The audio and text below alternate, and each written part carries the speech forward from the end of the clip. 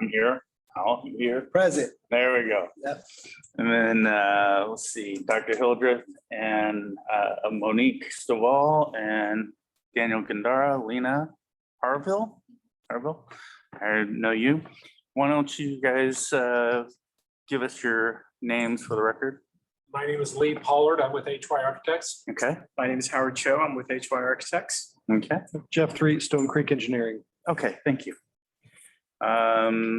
Let's see. Is there any public comments that we received? No.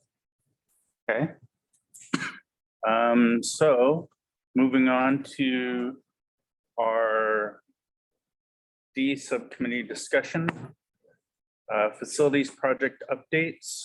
Monique Stovall. Okay. So thank you for coming together this evening. We have three major items on our agenda for today's subcommittee meeting. The first is a request to establish regularly scheduled facilities committee meetings, an update on our district office facilities, and then also a discussion and presentation from our proposed Elkhorn Village Elementary School architect. So I'll start with the first item.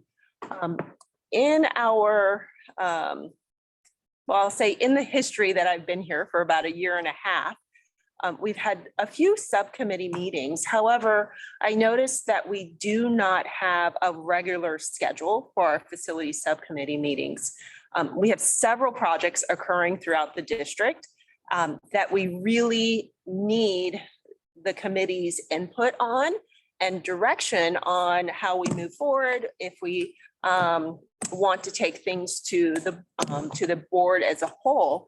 And we would like to be able to establish a regular cadence of meetings to be able to bring information for discussion and direction to the committee. And so we wanted to ask if the committee, if the trustees are open to establishing regularly scheduled meetings, and if so, what would you propose that look like?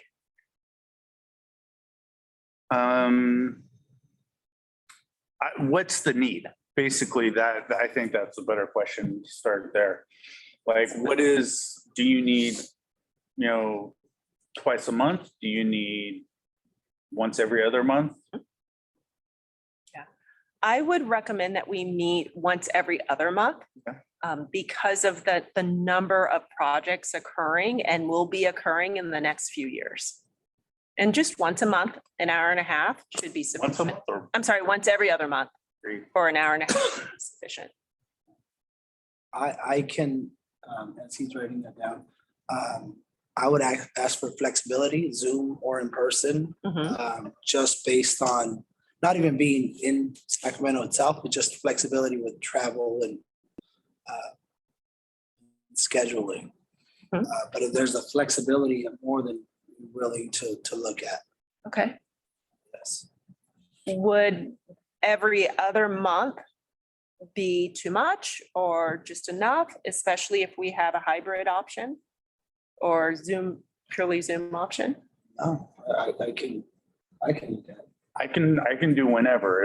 I just need to know,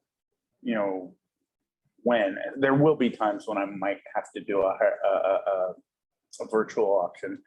The question I have is, with the emergency order ending, how does that impact our virtual capacities to do meetings and subcommittee meetings?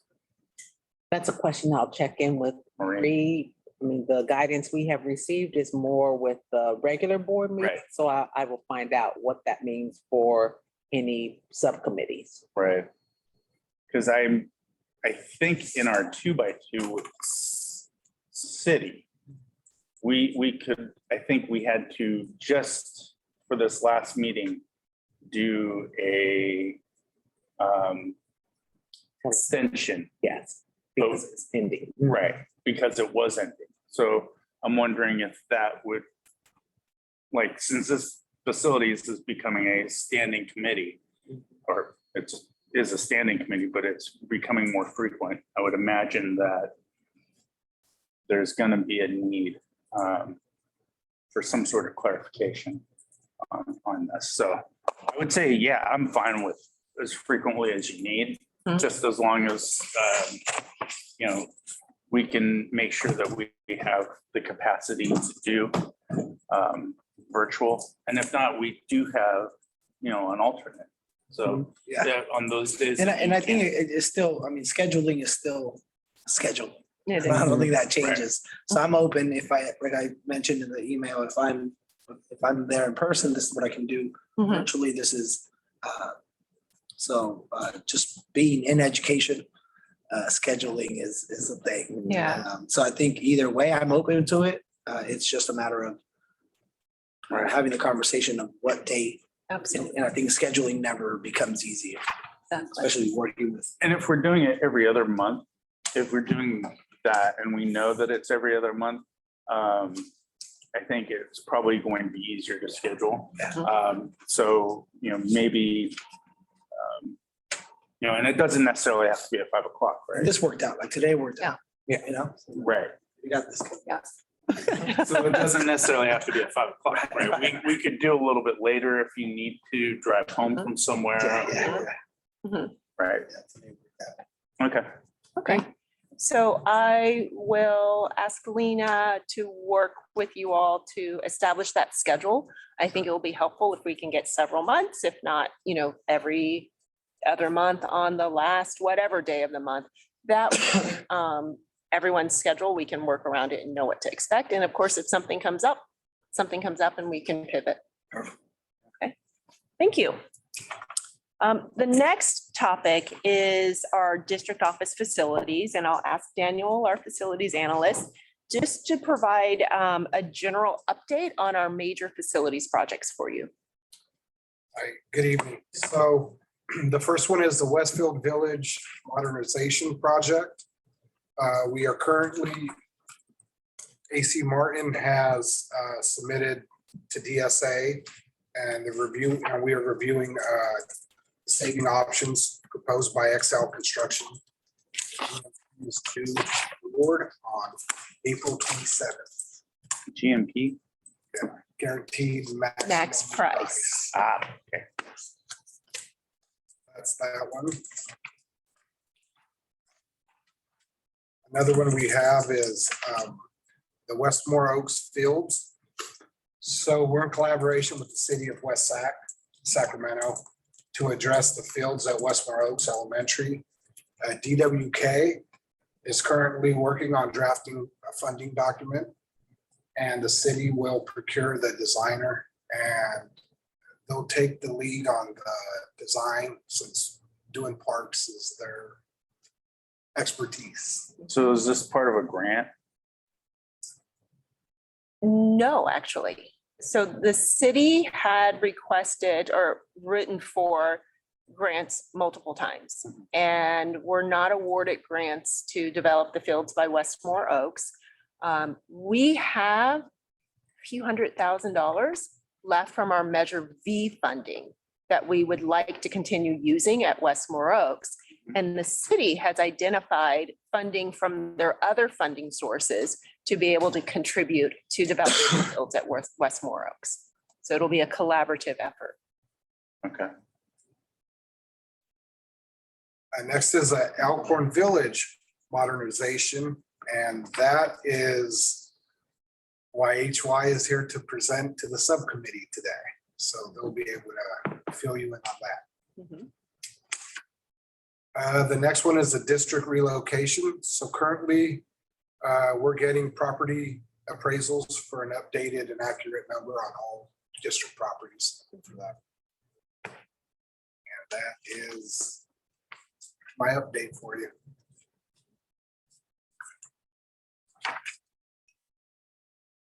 Okay.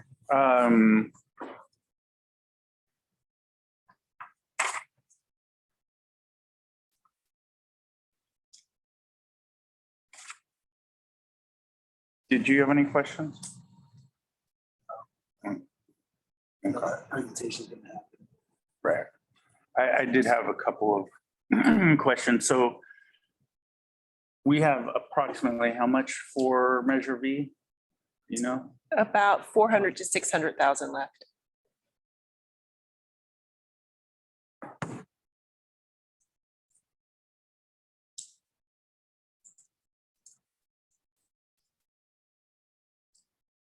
While he writes that down, just, I wasn't part of Measure V, but I'm assuming we've checked off everything measured, just community wise, that we promised was going to. Yeah, everything has been aligned to the facilities master plan. Okay. The 2009, I think it was created, and we're staying in line with that. And the remaining funds, we also checked with our legal counsel to make sure that if we continue to use it in this way, that it's allowable per the bond. So what I understand, when the projects were occurring, there were some things that when it came to, when the rubber met the road, we could not afford. And so now that we have just a little bit left, we're going back to say, okay, what can we still afford? What can we still do for our students in our community? they don't have, I don't know if you've seen the new Westmore Oaks area, their back lot area. It's basically just mud right now and Okay. potholes, you know, not potholes, but gopher holes. So I'm guessing we're looking to try and get matching funds, or do we know how much from the city? The city did receive a small amount of money, but significant amount of money from one of the senators. I want to say about $250,000. And they're looking at about 2 or 3 million contribution. And where we are right now, it's, the city, they're looking at what an amendment to our joint use agreement would be. And then our legal team is looking at drawing up an agreement related to the financial aspect of it. Then our next step will be to come together, have more conversations, work with Dr. Hildreth on an appropriate time to share this information at a 2x2 with the goal to bring it to our respective boards in March. Not March, the other M, in May.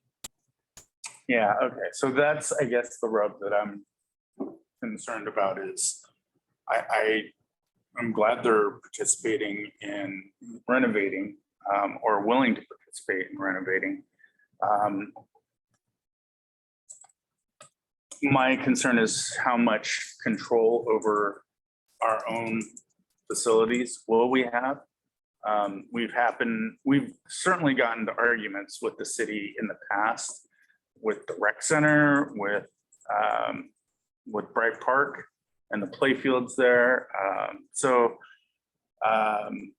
And it's, it's just a matter of, I think we have ownership of the property, but they've made major contributions, so they feel entitled to certain,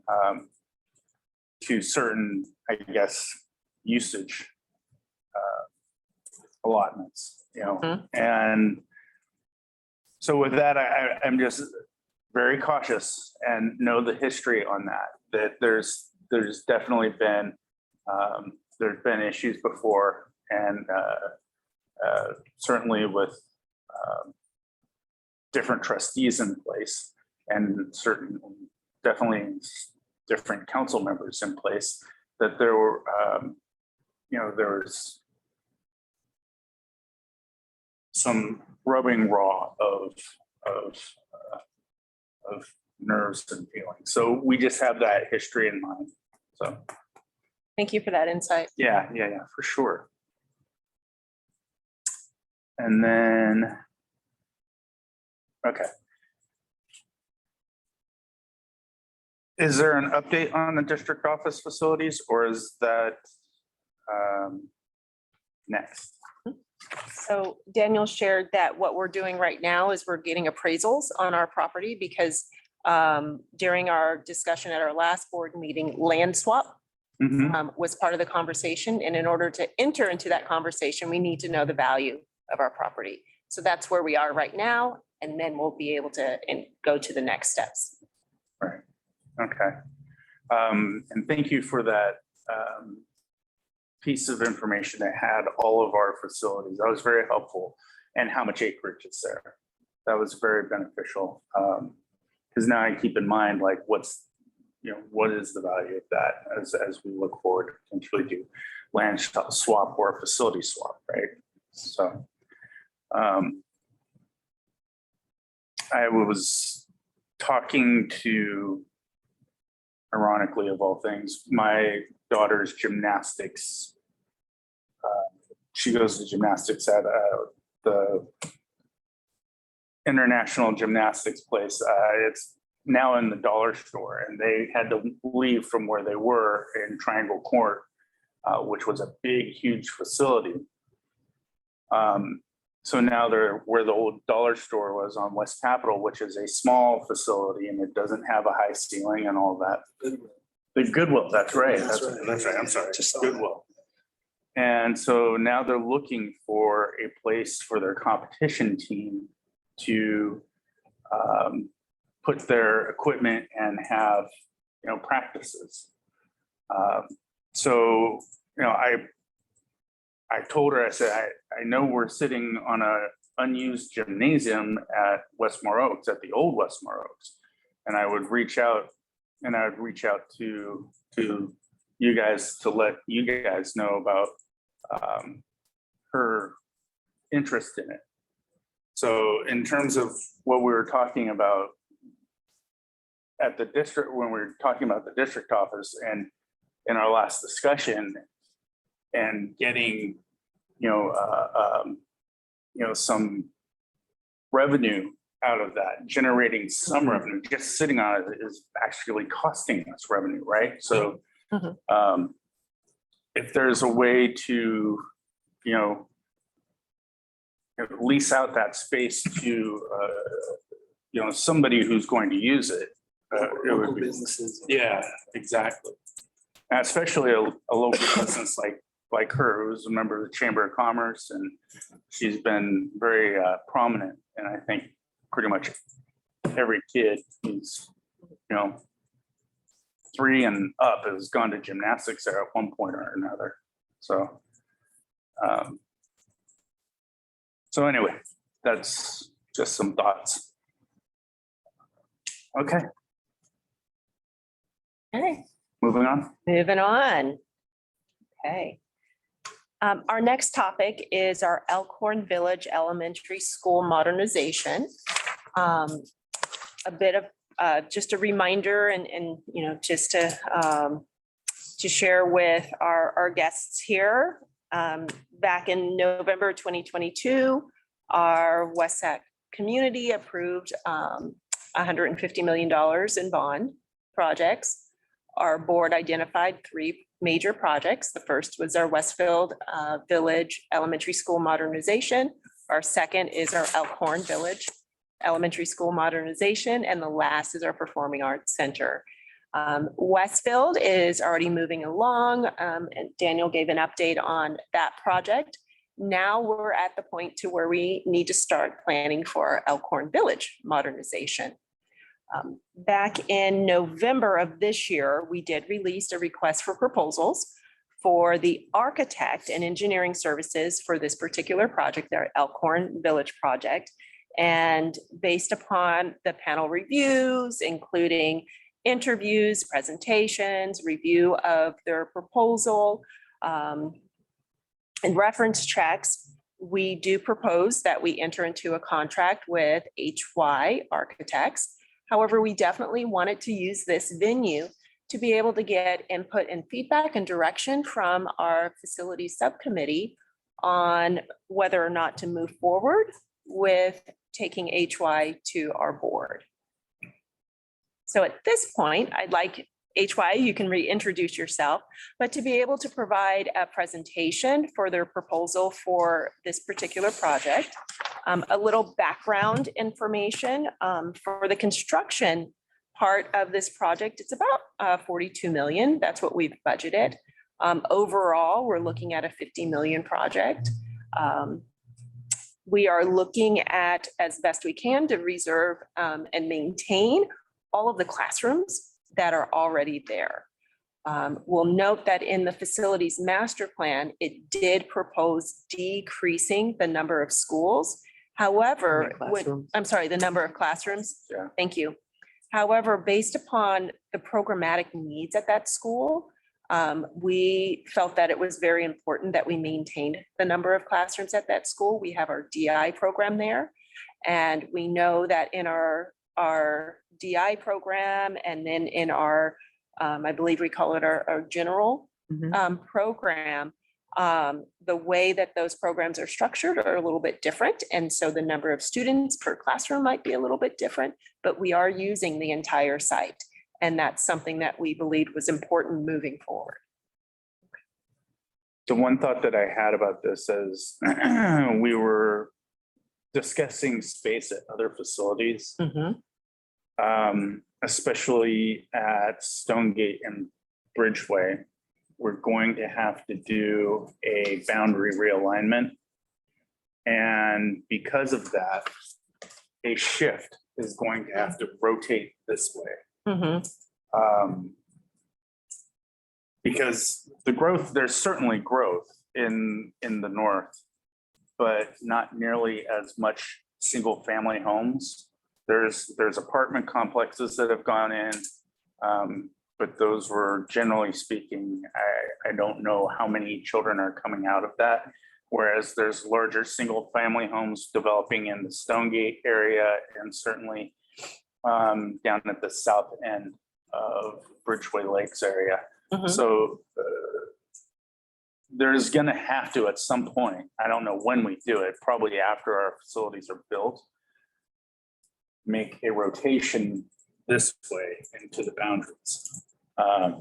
Because the places that have the most space are going to be Westfield, Elkhorn, and Riverbank. So having said that,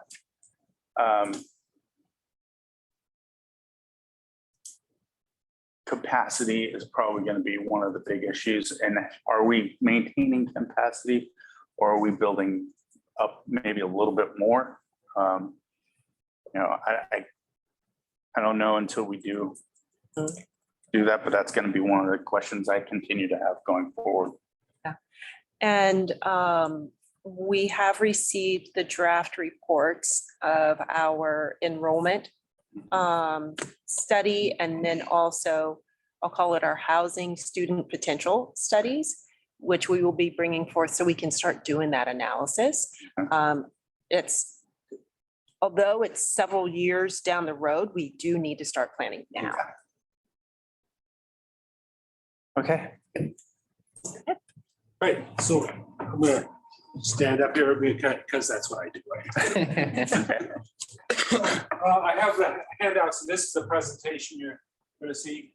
You got us all the way to the last slide there. There we go. Bingo. So my name is Lee Pollard. I'm with HY Architects. We have two offices, one right across the Causeway at Davis that has about 47 people right now, and one in Oakland that has 27 people. So we're a decent sized firm in terms of what most architecture firms are in the world, though there are some really big ones out there. Hi, nice to meet you. Hi, nice to meet you. And both of you. So that's kind of a little bit about us. If you could go to the next slide, please. So I'm, as I said, my name is Lee Paul. I've been doing schools for a number of years. I actually spent 10 years on the school board in the late 90s, early aughts, and it was kind of funny. You mentioned DWK. Sandra Wolliver, at the time I was on this, the W, was dealing with our teacher negotiation stuff at the time. And Mark Kelly, the K, was a neighbor. And so it's like, oh, okay, I know these people. Anyway, so I've been around for this long time. I really understand where you guys are. And I probably haven't, I don't know what your profession is outside of being a school board member, but my advantage was I came in being an architect, and passed a bond measure, so I knew what I was talking about at the same time.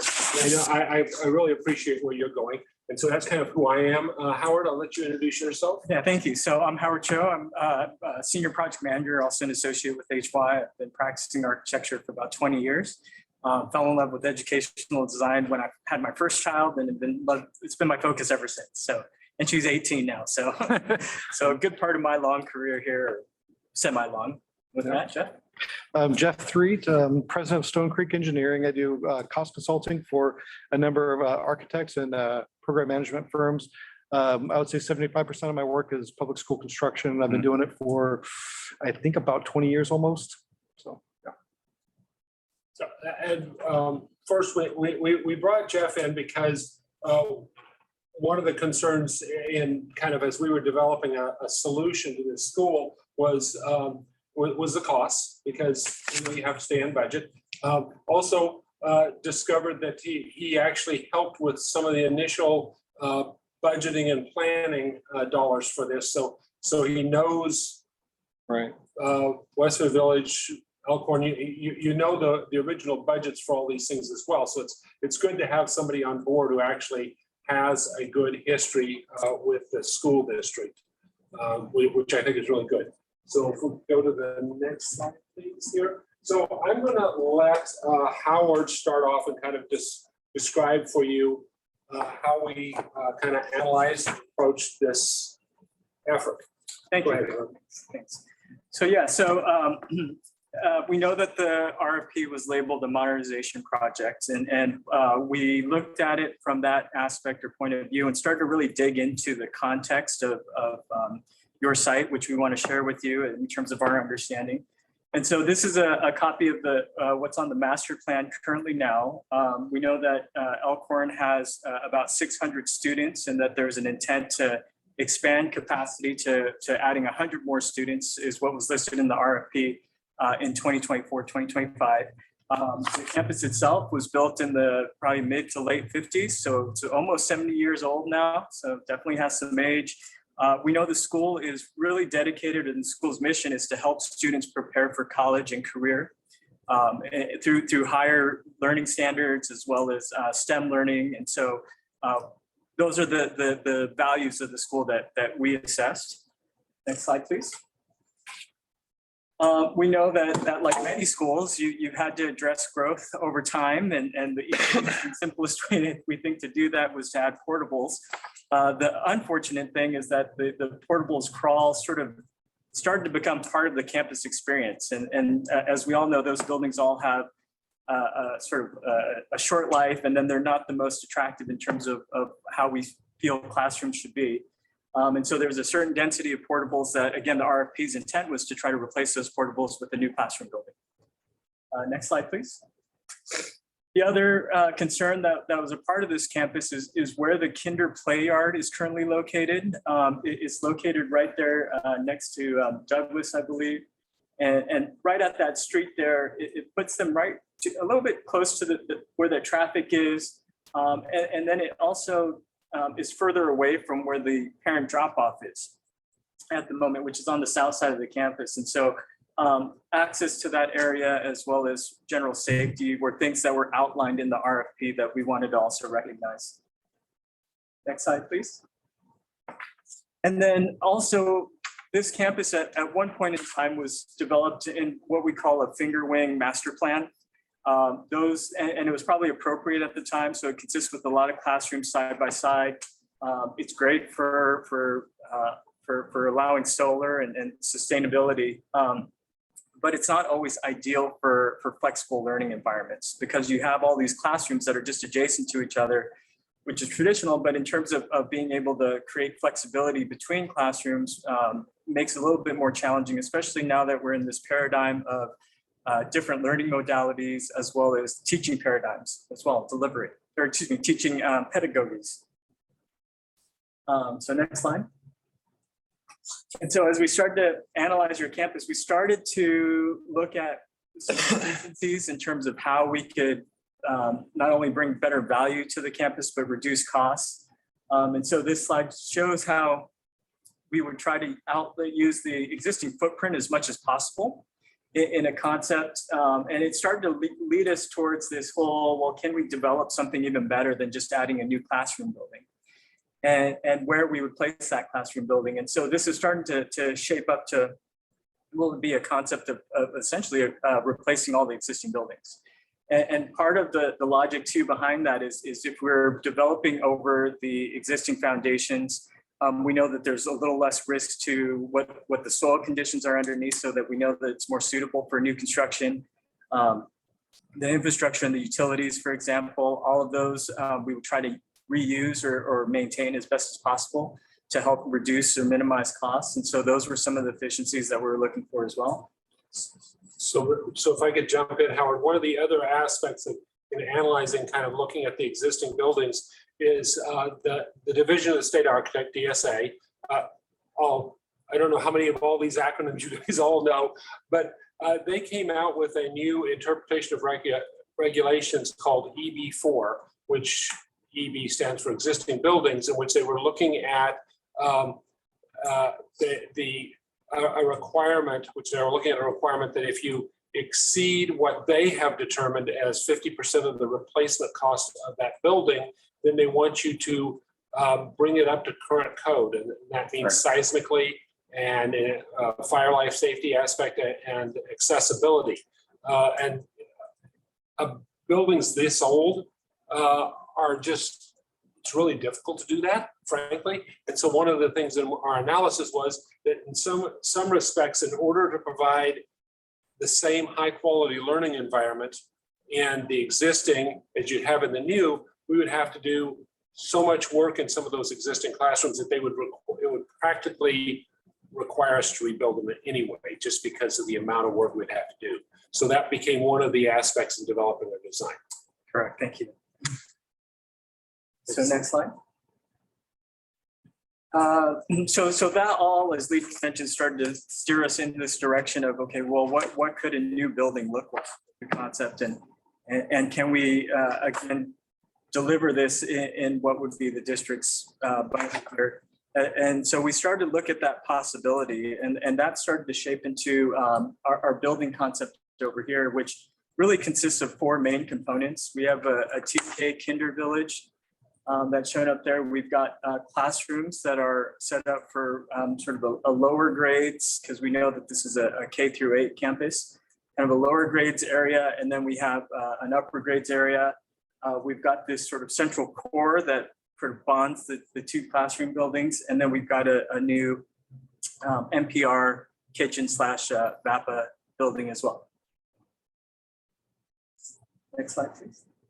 So to start off, and we're just going to kind of walk around the entire thing. We were proposing putting the multipurpose building basically where the multipurpose building is right now, because it's in the center campus, it's adjacent to play areas, but it makes a lot of sense to add the visual and performing arts, a band program, and that sort of stuff to the back of that building. So we're proposing doing this. If you could go to the next slide, please.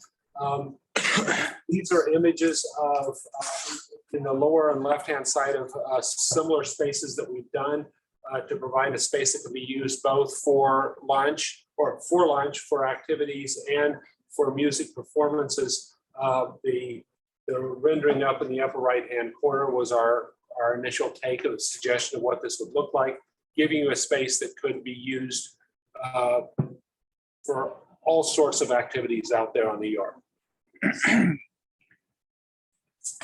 And then next I'll talk about the learning environment. So as I said, the delivery of education is shifting, and there's different ways of teaching students these days. And we understand that it's an evolving thing. And so with that, we wanted to suggest and recommend opportunities to have flexible classrooms, learning environments, and at least go through designing the classroom district. So our concept is built around that. And again, we've got a lower grades area, and then upper grades area. Excuse me, next slide. And so some of those ideas on how to engage students with different backgrounds or is to provide opportunities outside of the classroom as well. So here you've got corridors that are expanded to allow other breakout and opportunities for learning for students in this example here. And so this is just an idea of a flexible learning environment. Next slide. We have the Westmore, the new Westmore, yeah. And if I could add and note that we're suggesting 2-story buildings for this, and part of it, there's kind of a double reason, both to get efficiency in terms of putting it on the site, but also, as you mentioned, that site area is going to be a concern, especially if there are more students here. And so we were trying to maintain as much of the space out there on the site for outdoor education as we possibly could. Yes, thank you. Excuse me, I interrupted Kinder Village, sorry. That's fine, thank you. Yeah, and so the Kinder Village, the concept here is to sort of bring the precious students inward a little bit more and use the buildings as a buffer for a little added safety. And so those areas, those would be kind of at the edge of the campus, also adjacent to what would be a new Kinder TK drop-off for parents. Next slide, please. And the characteristics of the Kinder Village is to really provide learning spaces for the kids to grow, to explore, to discover all these sort of important aspects that we feel are really significant during the early years of growing. And so, so the idea is to provide flexible learning spaces that also connect to outdoor spaces that provide diversity in that sort of experience. She's doing really good here. She's figuring out where we are on the thing. So then the next piece is kind of the campus core, which is at the middle of the campus, which, and I have to do this. I'm sorry, Howard. Yeah, that's okay. Can I talk with my hands, folks? The idea is that we wanted to look at the idea where you have the existing drop-off loop there, but to put administration right there at the front of the school, include a STEM and library space that was flexible within that, and use this as kind of the connection between the lower grades and the upper grades. This allows us to create kind of a wonderful space outdoors for the kids, and also kind of to divide off the various activities on the campus. And here is an image we developed of kind of trying to create that indoor-outdoor connection within this space, so that you had the common activities that support both the upper grades and the lower grades, and then the spaces out there for those kids. We imagine having spaces that are open, like the library, that really is inviting kids in, because libraries are a big part of learning, and then being able to create gathering spaces and STEM classroom type spaces so that we can create just a great place for kids. One of the things about this, in terms of as we're going through this and developing a design, is these are our initial ideas. We, of course, are going to have to work with you and the school site to develop this and refine it and kind of develop it into a good space. I think that's you, Howard. Yeah, so as Lee mentioned, again, the campus core is really meant to be flexible, something that is the district can grow into, and then also sort of evolve over time as technology changes or opportunities change for learning environments. And so this is just another example of what those flexible core environments could be. Okay, so then the next aspect of this that we wanted to kind of present to you and talk to you about was the cost and the constructability of this, because in the end, you know, district doesn't have extra money just laying around. And so we really worked really hard along with Jeff to kind of look at what we were doing. First, 2-story modular classrooms can be a great solution. They provide good quality learning spaces at an affordable cost. The advantage of them in terms of constructability is that most of the elements are built off site and then just brought in and set there and assembled and put together on the site. So it keeps the construction process moving. They have, to be honest, they have a wide range of quality levels. There's a basic classroom, which is pretty good, but you can add all sorts of stuff to it to make it fancy. We're trying to kind of hit that sweet spot, the happy medium, where we've got something that is very cost effective and yet provides good spaces on the campus. Hang on a second. Okay. Is Old Westmore Oaks, the 2-story portion, is that a modular? I'm not sure, but I can find out. Do you know, Daniel? Clarendon. Clarendon, Far end on the Clarendon, right? that 2-story. Yeah, of the, it's on the far end I know. on the Clarendon Yeah. campus. I'll find out. We can find out. almost positive that it is, Okay, but I could be wrong. we can find out. Sorry, go ahead. No problem, thanks. Next slide, please. Thank you. So I know this is a little bit hard to read, so there is a handout copy for everybody of our schedule here. And so That's even worse to read. is it, sorry. So we know that the idea of a replacement campus is a sort of a robust endeavor or a sort of a big endeavor. Actually. But we wanted to make sure that we thoughtfully considered not only cost, but also schedule and timeline. And so the key takeaways from the schedule that's in front of you is that incorporated what would be sort of our traditional process for design. We've got our standard milestones, which would be schematic design development, construction documents, bidding and construction. In our proposal, we proposed being a modular concept that we also include what we think is going to be the direction for the district, which is to go to sort of a lease back delivery, which is great because we think that for a campus like this where you've got existing conditions, having that contractor on board sooner than later is really going to be beneficial. And then we know that the costs are going to be something that we have to track very carefully throughout. Within the schedule, we've embedded a lot of activities to make sure that we're doing budget evaluations, cost checks, page turns with the district to make sure that we're meeting your goals. And then also incorporating all of the agencies that we feel would be necessary as a part of this kind of project. And so those are the key things in the schedule. According to the schedule, we're a month behind. But that said, we still plan for it to be in this schedule a little bit aggressive. And so we've got what would have been a move-in of end of the year 2024, but now we're thinking it's probably going to be springtime 2025. So. Next slide.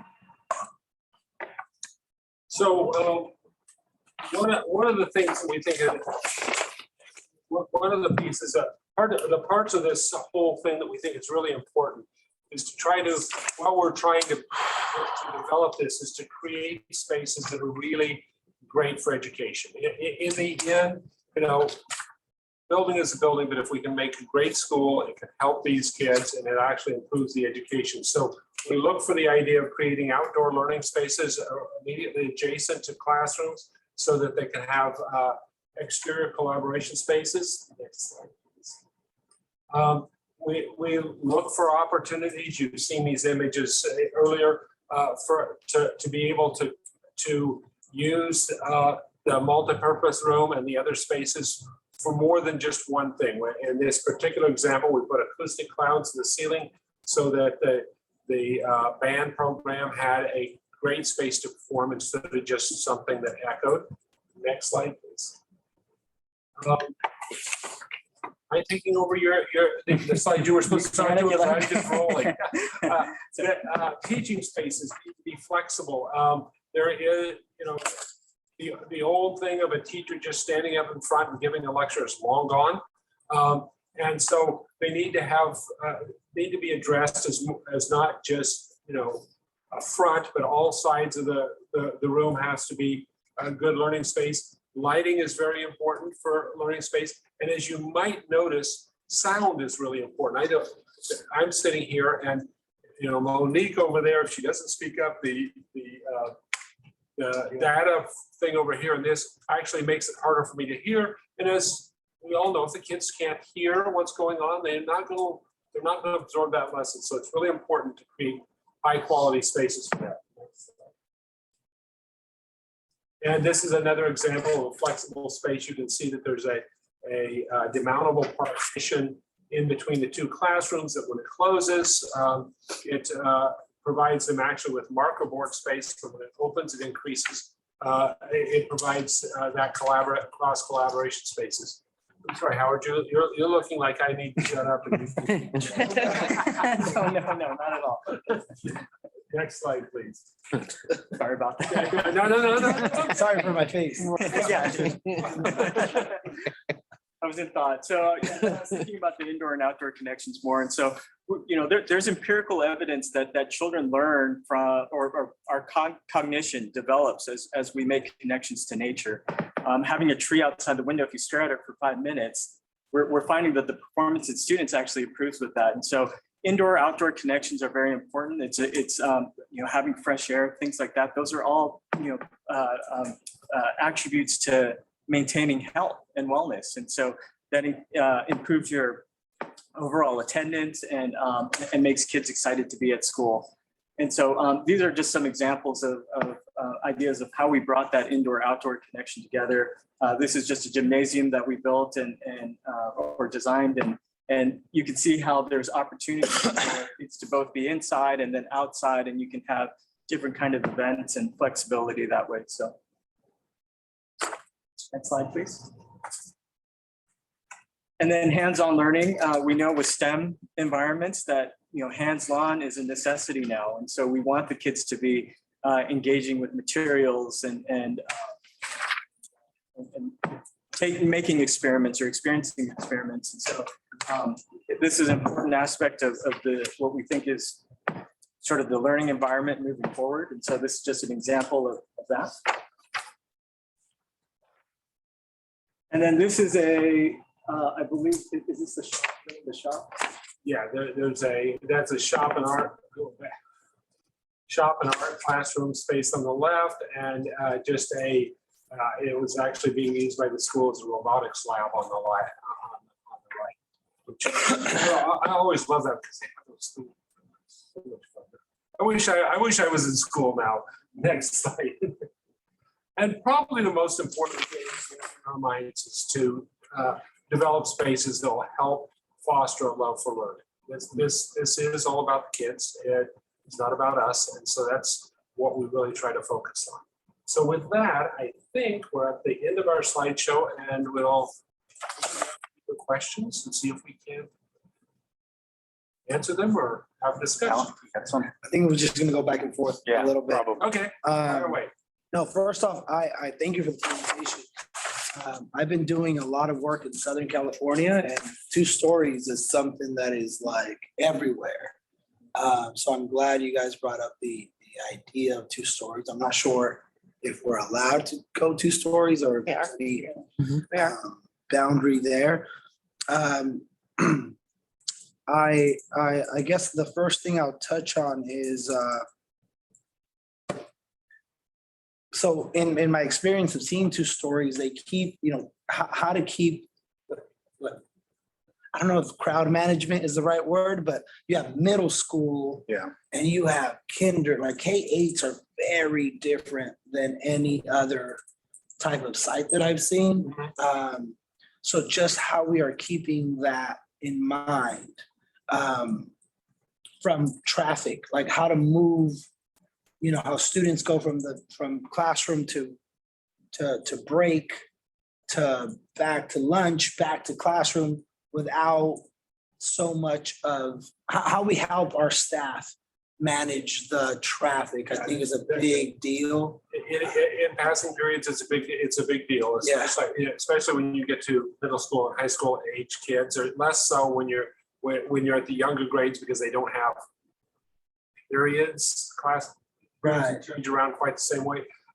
We were addressing this in a couple of different fashions. First, in developing this, we feel that the stairs going up to the part that's up there is the upper grade thing. The stairs need to be wider and the spaces in between need to be wider so that you have room for, 100 kids who are going down. And we set this up so that the space above above the building there is the play yard for those older kids. So that then we get the older kids going out that direction and not down the other side where we have the younger kids. And we were also deliberately splitting that up because that put the administration and their eyes on the kids working at down in the other part of the campus, if you will. So yes, that is a problem. We were trying to split them because, an 8th grader will run over a 3rd grader and not even know it. So we needed And to separate. supervision is very different at Yes. the middle school. It definitely Right, so like where staff shifts their focus, just how to best support. And our thinking was basically to really create 3 separate zones, if you will. I'm happy to do this again. And besides the fields, of course, but to create a zone for the upper kids, it says 6-8 outdoor learning and play area here, a zone for the elementary students who are coming out of this spot here and being watched by the administration area, and then a zone for the kindergarten and TK kids, because trying to keep those all separated, but also keep them all kind of reasonably close to the multipurpose building where they go for lunch and go for joint assemblies and stuff. And the multipurpose building is a purple one? Yeah. Yes. Okay. That's this one here, yes. So let me piggyback on that. So what you're suggesting is you have top and bottom be 6, 8, and then on that side, and then top and bottom be 1 through 5 on 6, 7, 8? Yeah, well, actually, we 6 have on one actually, side. we have, Howard, maybe you ought to, I thought what you're suggesting is 1 through 5 be bottom floor and 6, 7, 8 would be top No, floor. no, So we you're were- suggesting partition. yes, effectively. we're suggesting that we divide the younger kids into this building.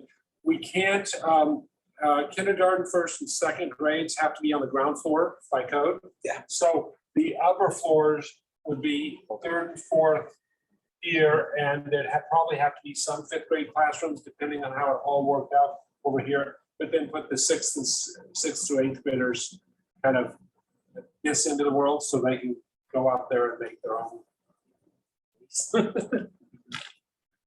So they're separate buildings and then also separate floors. But they look Yes. connected. But- Can you talk about the connection, please, that Sure. pathway? Better to go back to our building plan.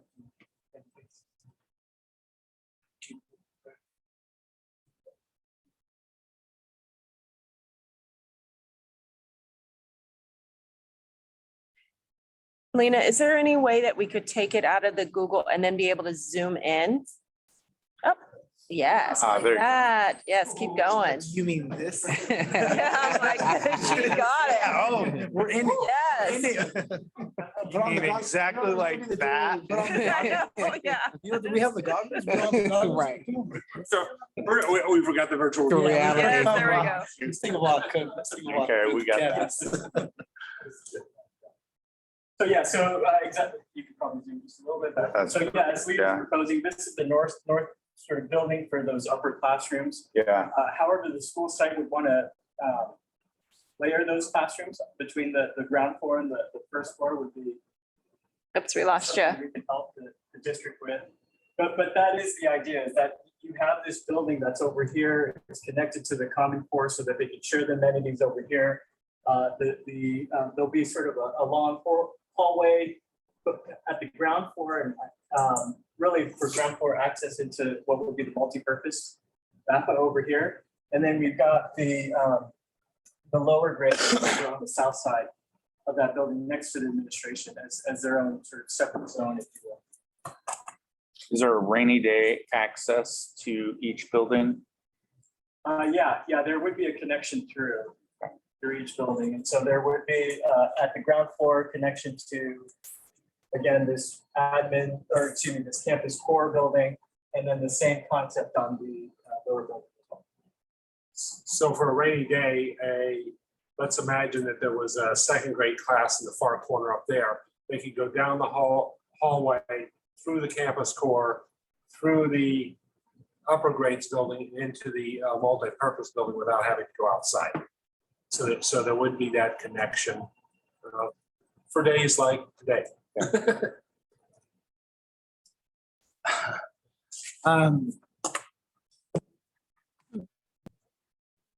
So now thinking again, middle school, are there, I know it says wellness center, but like indoor PE is, we're thinking about weather.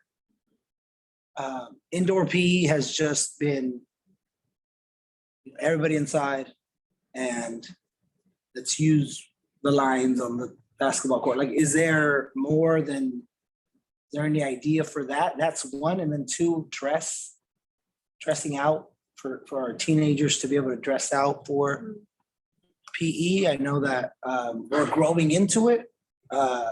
But as we're building it out, I'm going back and forth between thinking of a middle school and thinking of an elementary school. It's completely different needs. And, I my experience is stepping onto K-8s and there's complaints everywhere, of like, and we can't watch the kids because of so I'm just thinking about, I'm going back and forth between. It looks like there needs to elementary be- needs. Yeah, But it's like, we not planning for an elementary because there's real middle school needs. right.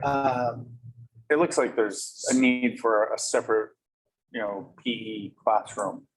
I'm wondering just how, I know the multipurpose room, but the multipurpose room becomes that, almost that drawer in your kitchen, right, where you just kind of stuff everything in and you think it's gonna work out.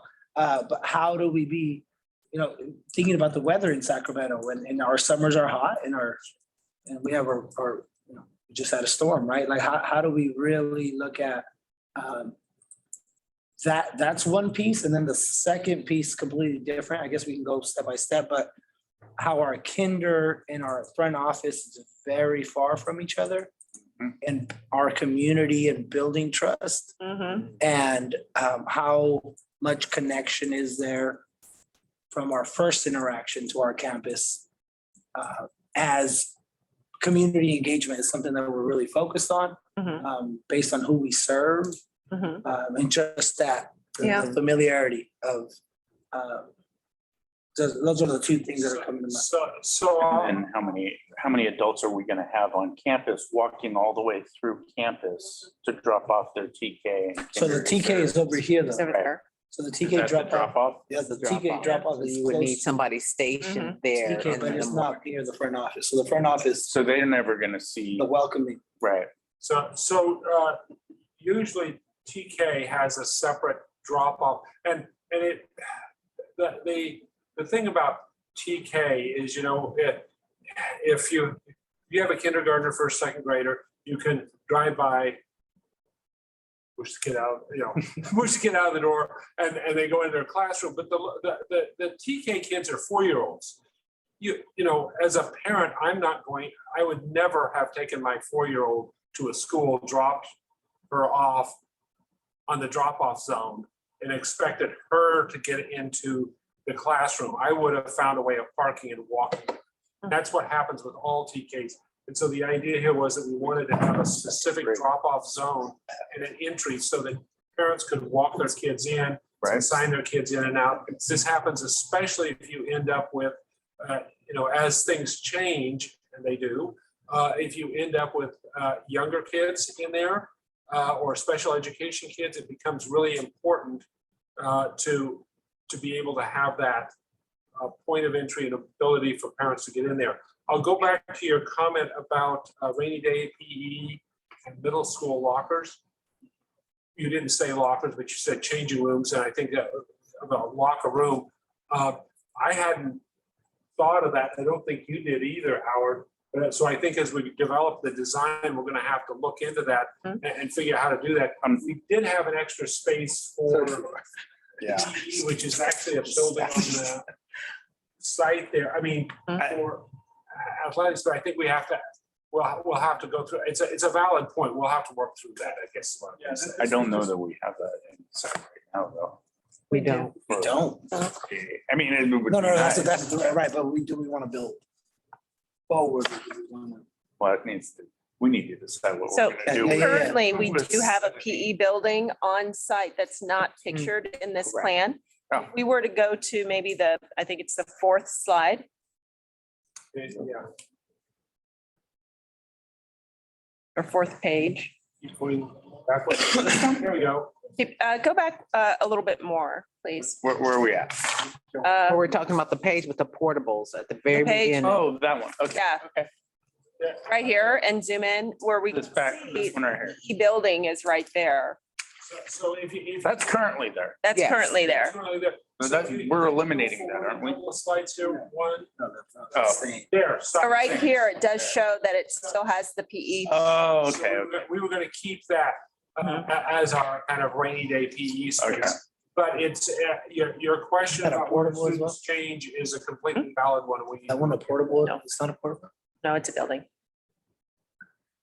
So we have a brick and mortar building just way out there. We have a building that is not a. No, rock portable. wall. Yeah, it's a regular building out there. Right. One story, yeah. Okay. And that one's a classroom size. Right? It's like wide, it's like long, but it's like, but it's not. Yeah, yeah. And it has a low ceiling. Yeah, that's very. Right now. Mhm. A rock wall.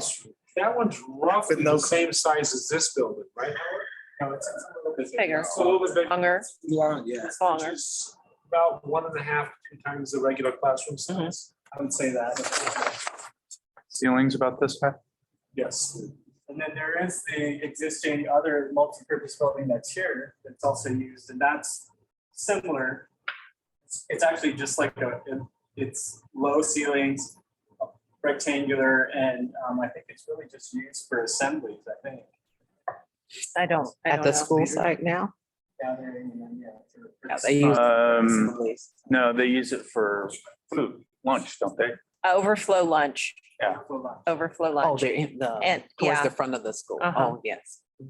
Well, even if we're looking at it right now where the purple is, that's about the location of, I would say that their second NPR. And that's where they have overflow lunch. So rainy day and the kids aren't eating outside, that's another NPR where they're able to have the students go to be outside of the rain. It is. So one of our hopes with the campus core that we put in the middle was to provide that larger hallways and space indoors so that there was a place that could be used for rainy day. And actually, honestly, in this area, super hot days. You can go forward a couple slides. Keep going. Keep going.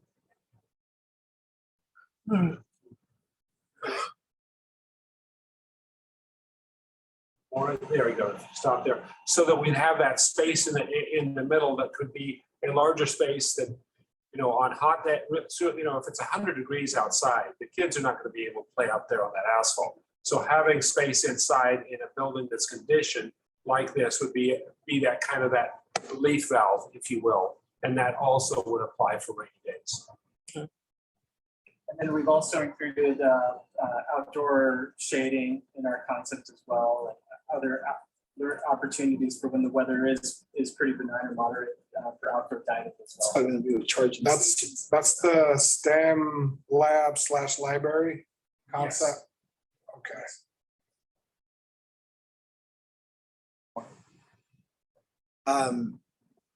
Yeah, so the locker rooms dress out area, I think is something that I still want to see. And And then just back to the TK, I've seen a few schools where the welcome, the drop off are principals being at the front, and I see TK and kinder go to the right and then everybody else go to the left, like very like, entry points, but it's at the forefront. Just again, I think that's something that I'm thinking about. I understand Yeah. parking, and you're walking your little one up. Mhm. There's always that welcome feel, and Mhm. Alcorn is, it's in the neighborhood. Just how to give it that neighborhood feel. And we saw you come in, we saw you leave, we see, very community-based, close, tight-knit. Right, so as we develop the design, I mean, we haven't met with the school site.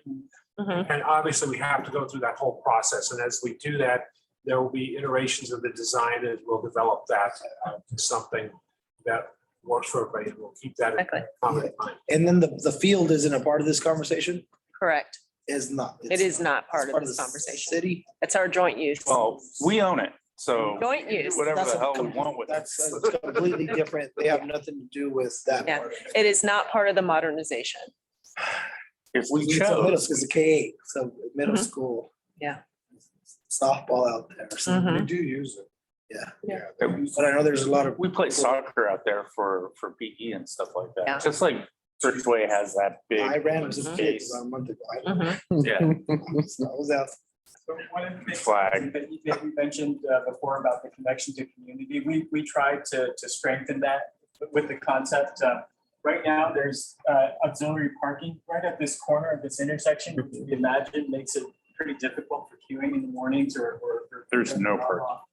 And it's Yeah. really the entrance is kind of one of the outlets is right at the intersection here, and then you have the one further back over here. So, and then the buildings themselves, you're sort of bookend with the existing multipurpose building that's right over here. And so we wanted to try to create something that's a little bit more welcoming as this being sort of the hub of the community or a node of the community, so that when you pull up to it, you recognize, okay, this is the building, this is the identity of the campus. And so we've got a building face here with the campus entry that's still kind of right over here. And then we tried to alleviate some of that parking congestion by, again, sort of beautifying the front yard of the building right there. And the other question is like, is there enough space for staff to actually park there? Because that's all community, right? Like, it is really hard to park there. I mean, when I visit there, I've got to look for a spot on the road, and then That's the usually it's cafeteria. a That ends block. up being the cafeteria, right? It's usually a That block corner? down that I have to park, and And- that's not great for our staff. What we end up doing, and correct me if I'm wrong, is as we're going through the design process, as we're going through these conversations, then we look at our requirements, for parking. We look at our, definitely bringing in the conversation on exactly where are we going to end up putting everything. We have the proposed design here, and as Lee shared, we have not entered into any conversations yet because we need to approve a contract. We need to decide if we're going to work together. But what I like hearing are your comments, the staff parking. Luckily, like our Westfield project, we were able to dramatically increase the parking there because we know it's an issue. Making sure that we have a welcoming place for our, I like to call them our littles, for our littles to be dropped off. And we're in a creating an environment to where they really do feel part of the school. Then we'll keep that in mind. So there's still a lot of conversations to be had, not just with this group, but also engaging our community, engaging our teachers. We'd like to engage our students and our staff to say, what is the final plan going to be? And then, of course, coming back to you all. And the bus, does the bus drop off stay the same? I think The bus drop off, everything stays the same? In this proposed plan thus far, there, we're still having the bus drop off similar to where it's at, I believe, right here. More thoughts? many, but it's just. Right. It's just, it is just really looking at, again, Southern California, just the experience of, and just the amount of complaints, because they grew into their K, and I don't want to think that we're just growing into our K, but how to really take care of it now.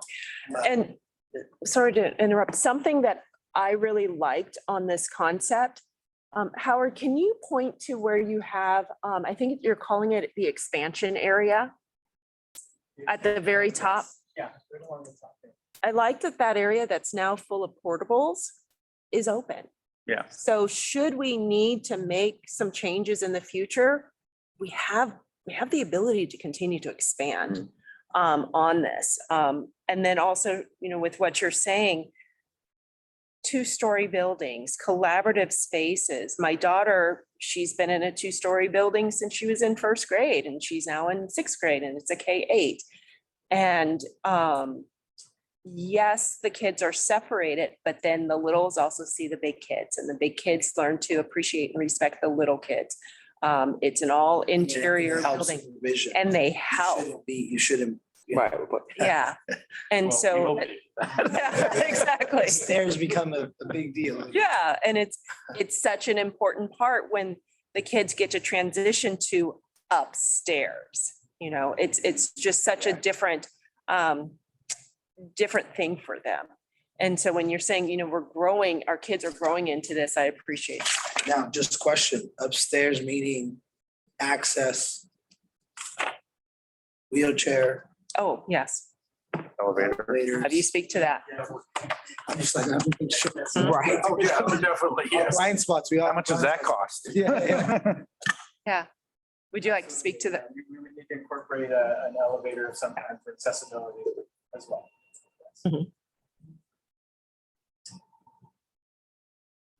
Yeah, when it comes to your question about cost, and Jeff could probably answer a little bit better, but having worked on a recent. Oh, I'll get to you in a minute. Don't worry. Yeah, no, again. You're in big trouble, Jeff. Yeah. We were looking at the costs and the sort of opportunity here and seeing that it's really sort of within the realm of possibility. It's going to take a lot of effort and diligence on our part to try to usher this efficiency forward. But again, we feel like we have this opportunity to possibly get there with adding the things that we do need for two-story buildings versus trying to look at a modernization project and having to retrofit all of the existing buildings. And we feel that a concept like this, it may not be 100% perfect, but it gets you in a direction that's much more accommodating to the campus's goals and visions in terms of education delivery, improving supervision, things like that. The finger campuses, although again, they're great for sustainability purposes, they do offer, or they do create, I guess, some supervision challenges because you have each area between each wing, so to speak. And so, again, we were really trying to figure out ways to bring efficiency forward. I think.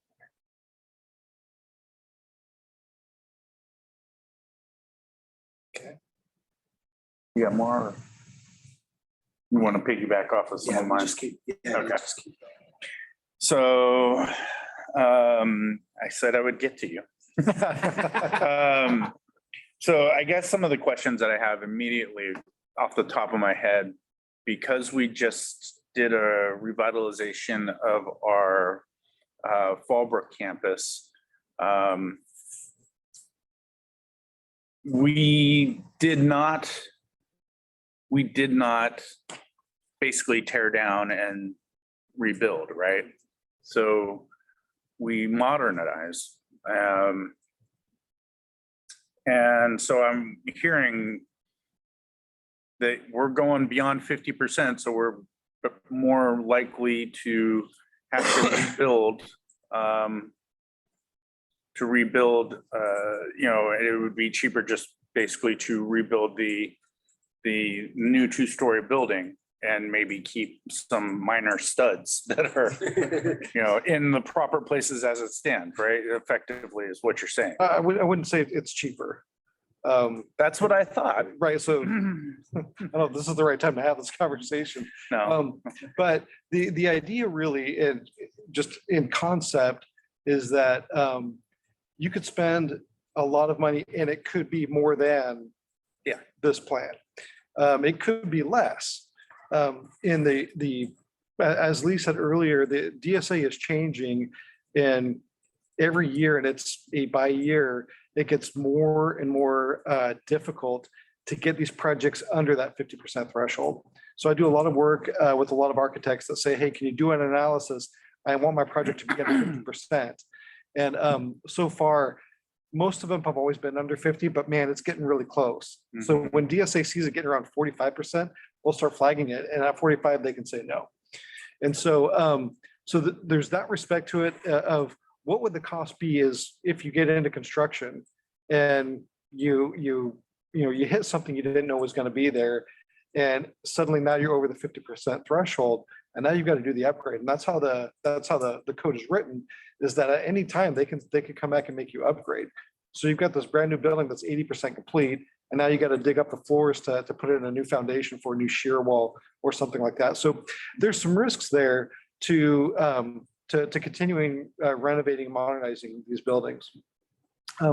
When I worked with the team coming up with the program budgets a couple of years ago for Elkhorn Village, we looked at, I was looking at my computer earlier, I think 30 or so different options of modernizing. Do we go all the way down to the studs? I think Monique, you were in on some of those conversations. This one I just. Up to the studs, do we keep the drywall? Do we have to, re-insulate? Do we got to put windows in?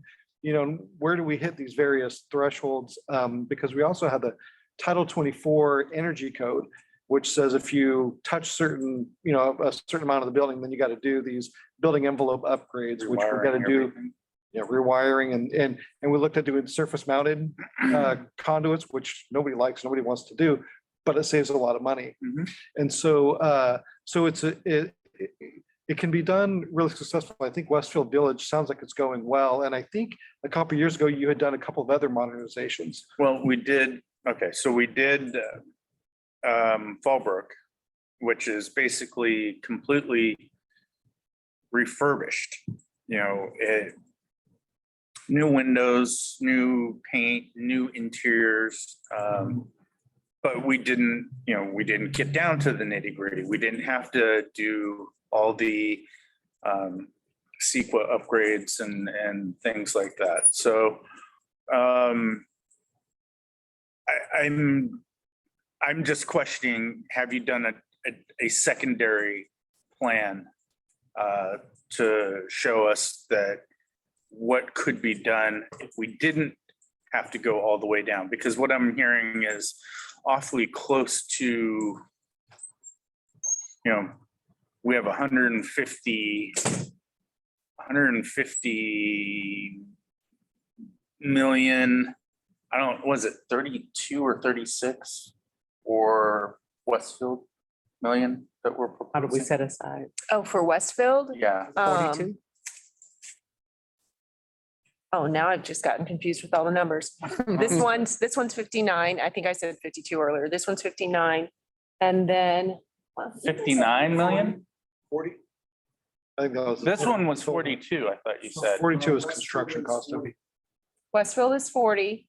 And this- Construction Okay, for this is 42. Overall budget is 59 Right. because soft costs, et cetera. All right, so to answer your question, no, we haven't done it. I think back a couple of years ago, we looked at, do we need if we have to do re-roofing and new mechanical, that's one of those huge costs. It's like, well, now it's. we will have to do re-roofing. Right, and so I think, Or did we, is this one of the ones that we did re-roofing on? I don't think so. Because I remember when I first got here, we basically re-roofed half of our buildings. And we did HVAC on about half of them too. So I don't know, did you guys We can find out. check? right, I haven't looked back, but I remember a couple of the schools needed it. I think you're right. Some of them were done. I think you Yeah. could probably see from the aerial view which ones were done and which ones weren't done yet. But that's, I think, a really important exercise to go through. is to do that cost comparison. Yeah. And then. Because I don't want to spend the amount that we spent on a brand new roof and then say, we're gonna rip it off and build a whole Right. 2-story building right in its place. Right. Like it makes us, as board members kind of look, especially if we're the ones that approved it, Right, Right. as not so bright. right. So we definitely can go through an exercise of just double checking all that. Yeah. Make sure that we have the dollars correct, and that analysis. So that when we bring it back to the board months from now, whenever that is, we will have that analysis for you. Right. And then also to doing the comparison, there's risks. I think there's risks in both types of construction. We're in this this market right now that just cost escalation, inflation has been going, I would say, out of control. Something that we've never experienced in my 20 years doing this. Never seen anything really like it. There's a lot of indicators that we're going to start to level off a little bit. There's no real hard data yet. I track the market quite in a lot of depth. I go to a lot of resources. And the data is showing that it should start softening, but we just haven't seen it yet. And so there's a few factors I would say that are totally out of our hands. And it doesn't matter which path we kind of go down. It's like, it's out of our control. I think the trying to, everything that is within our realm of influence, really focusing on that. And I mean, to be honest, Howard and I spent a really long, lengthy work session to try to get the numbers to work. When he said, hey, can we build a new school? I said, we absolutely cannot build a new school. But as we talked through, it's like, oh, okay, yeah, we could do that. Okay. And, trying to, if you look, we're not touching a lot of things outside the existing footprint, which saves a tremendous amount of money on site costs.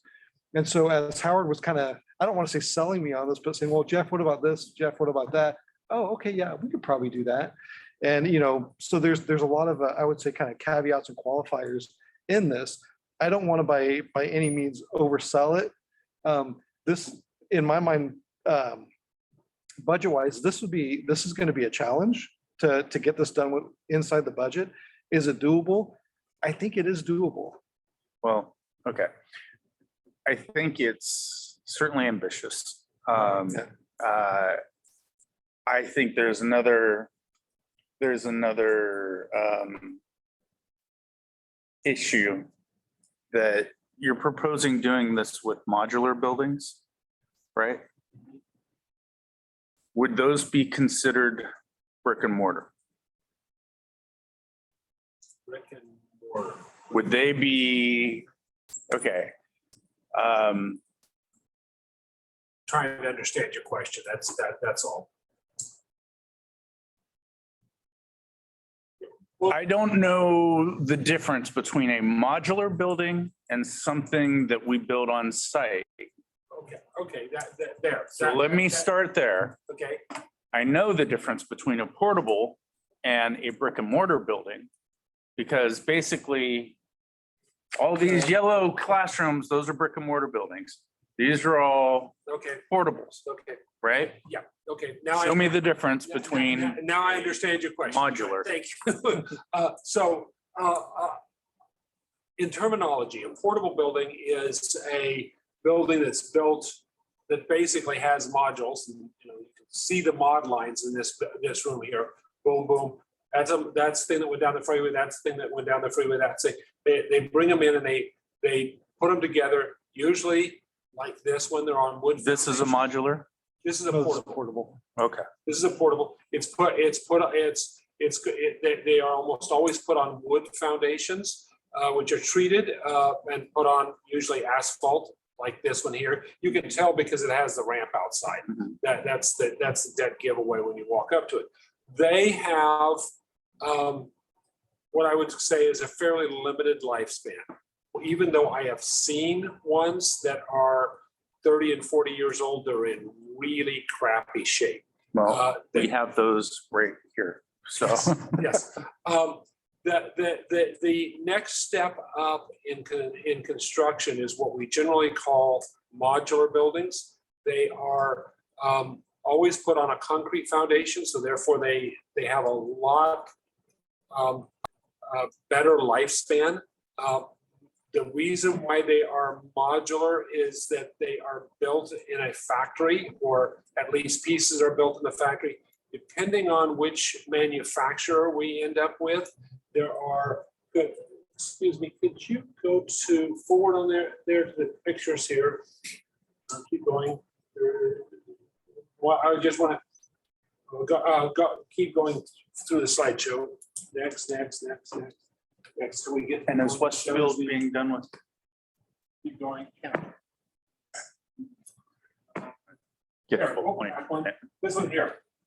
Okay, these are both modular classroom buildings. You probably, except for the fact that I've told you that they're modular, you probably couldn't tell them from a stick-built construction or a brick and mortar building, because they're built on wood, on concrete foundations. The entries to the doors are down there on the outside. These were almost certainly shipped out with the studs and just plywood. The plaster was put on after. Depending on the manufacturer, this one here is this one's a JL construction, right? The one on The one here is JL. JL frequently, when they do them a modular, they don't do them in a whole segment that comes down the freeway. They build the wall as a module, like you'd see on these multi-story wood framed housing projects that they're doing all over the place, where the walls come up, they tilt up the walls, and that's their way of doing modular. This one here is Neelis, correct? Neelis typically does them as modules that are put on a truck, brought down the freeway, and then stacked up and built in. These things with the proper roof and the proper exterior, most people are not going to be able to tell the difference between them and a stick-built building, and there's not much of a difference in longevity. There isn't. To brick and mortar and modular, there's Between brick and mortar and modular, this building will last just about the same length of time as the brick and mortar building will last, which is, 75 to 100 years. The only caveat in terms of, and I'm just kind of describing the difference. The only caveat is that the modular buildings have less customization available to you. So for example, if you wanted a classroom with I'm imagining a kindergarten or a TK classroom with a lowered ceiling area over here and maybe an extra nook stuck out. Most of the modular ones don't have those. Those need to be kind of site built, stick built. so There's a little bit of a caveat in terms of kind of, if you will, the flexibility in terms of quality that you can get. Is that making sense? yeah.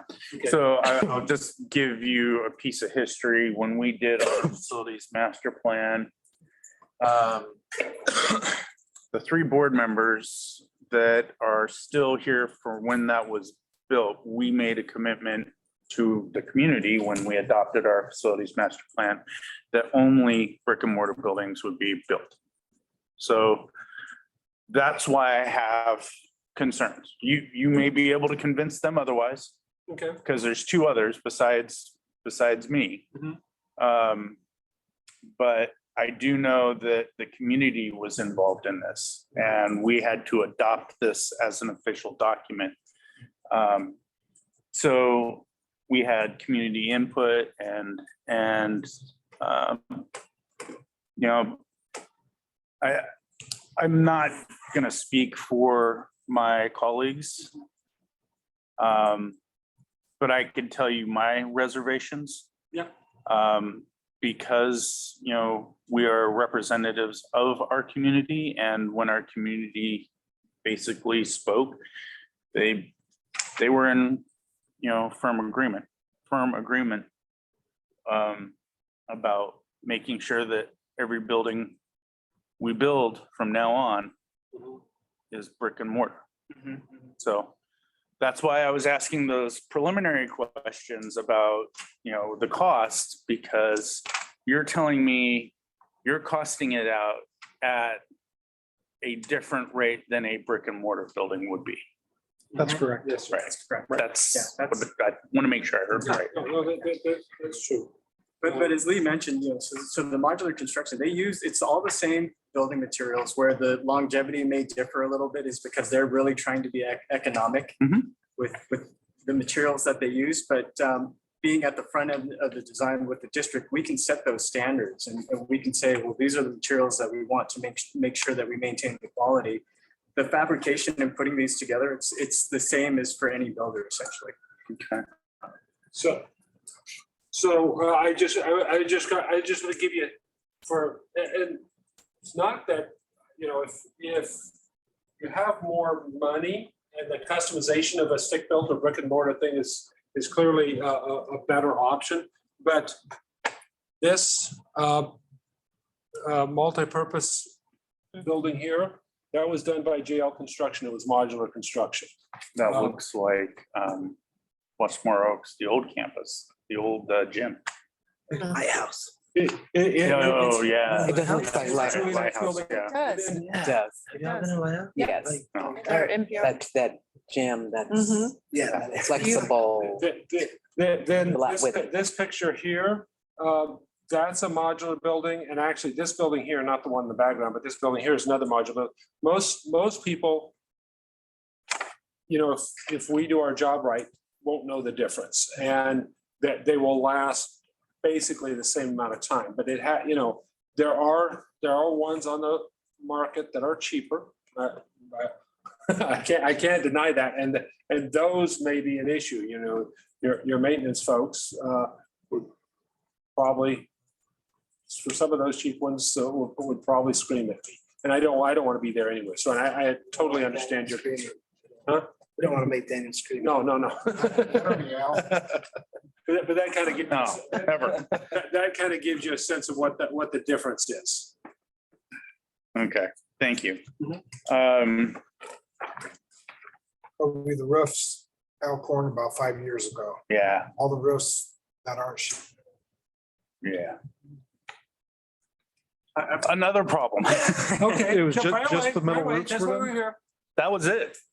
Those are five-year-old roofs Those that are we, 5-year-old roofs? yeah, 5 years now. For you said metal, Daniel? Metal roofs. yeah, that weren't metal roofs. Oh, all of them are metal, gotcha. 5 years ago. That would be okay. Are those on all the wings? I was just curious. A majority of them, yeah. Okay.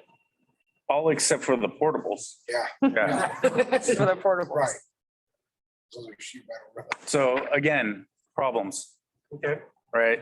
Like, I'm not the only trustee that remembers the discussions. And that would be, That's right.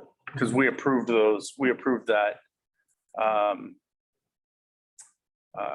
the appropriation for those new roofs. So I could see that as being Okay.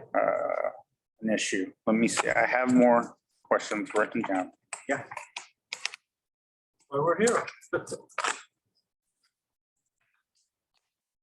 Okay. So you're recommending a lease back.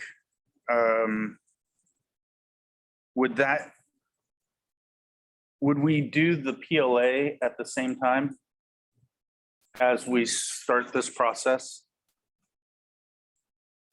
Or when should that be completed? So the PLA, when we had our discussion, I believe we also talked about how that's going to take longer than when we need to release the lease back for this project. And so we don't anticipate that they'll go at the same time. However, what we are doing is reviewing our lease back or LLB template to incorporate the board's priorities into the contract and then bring that, the LLB contract to you for approval before we're able to release it for an R. Well, I guess the question is a lease back the best option while doing a PLA? That's why I'm questioning whether or not, is there a difference? Is there because there was three options, right? There was, what was it? Which is traditional design bid build. Right, try design bid build, And design build are your right. basic option. The PLA, aren't you, if you're working on Westfield Village, haven't you already started working on a PLA? No, the PLA is for Elkhorn only. Well, you're doing them project specific? Yeah. So, wow, okay. Because we're doing it as kind of a temporary, or not temporary, but as like a pilot. This is our first go round. We've never done it before in the city. And so we're doing it here. And that's why I want to know, is there a specific way that is better served with a PLA? Good question. My initial gut reaction would be, I don't think it makes a difference because it's the wage rates. So if it's lease spec or hard bid, whoever's here working, they got to pay the same wages. I haven't seen the PLA that's being negotiated, but Yeah, but you're talking about manufacturing and doing certain things on an offsite job facility, right? right, so that's more of the modular versus the site built Right. issue. I think they're, depending on the language in the PLA, that might be an issue. Right. So Yeah. again, questioning, Right, right. we should have the PLA in place first or maybe concurrently as we're doing this. Right, Yeah. well, I think before you get to, well, obviously, before you got to a guaranteed maximum price GMP, you would have to have a PLA in place because that would factor into the contractor's price. Right. Well, and that would also apply, however, if you did a design bid build, a hard bid, that would factor in there as well. And if you did a design build, it would factor into the price. So it's all kind of, I think, either way, before you get the final contractor's price, you didn't. But we're basically looking at a proposal right now on our architecture for a plan, right? That may or may not be expensive or super expensive, right? Depending on how we build this. Right? Because if we have to do one first floor building where we do it in a whole different way because, you know, we have to do just renovation and modifications to what we have, you know, that may have, you know, a big difference in what we can afford and what we can't afford. As well as, you know, what if we decided to tear it down to the studs and build in, not in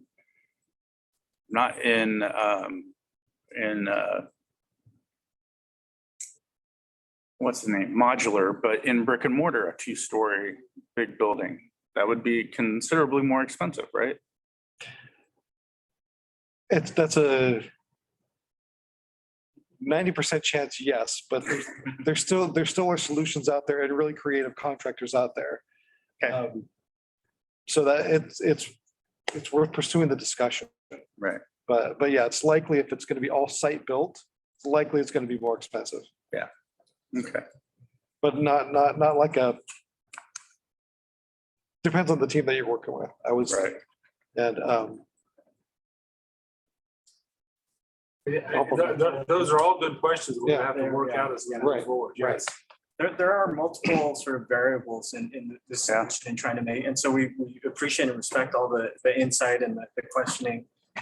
You know, one of the other benefits of going with modular, again, not trying to sell you on anything, but why we think this puts this again just in the realm of a possibility and an opportunity is that there's the time benefit too. It's that the fabrication can happen a lot faster in the factory while site activities are going on as well. And so time is a part of that you know, equation to cost as well. So just again, another facet of what we hope would be a part of the solution.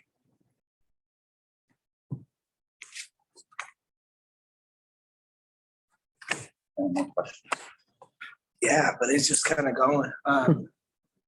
No, I mean, from what I'm hearing, modular is just, it's technology, right? It's moving everything's moving in that way of just being able to be more cost efficient.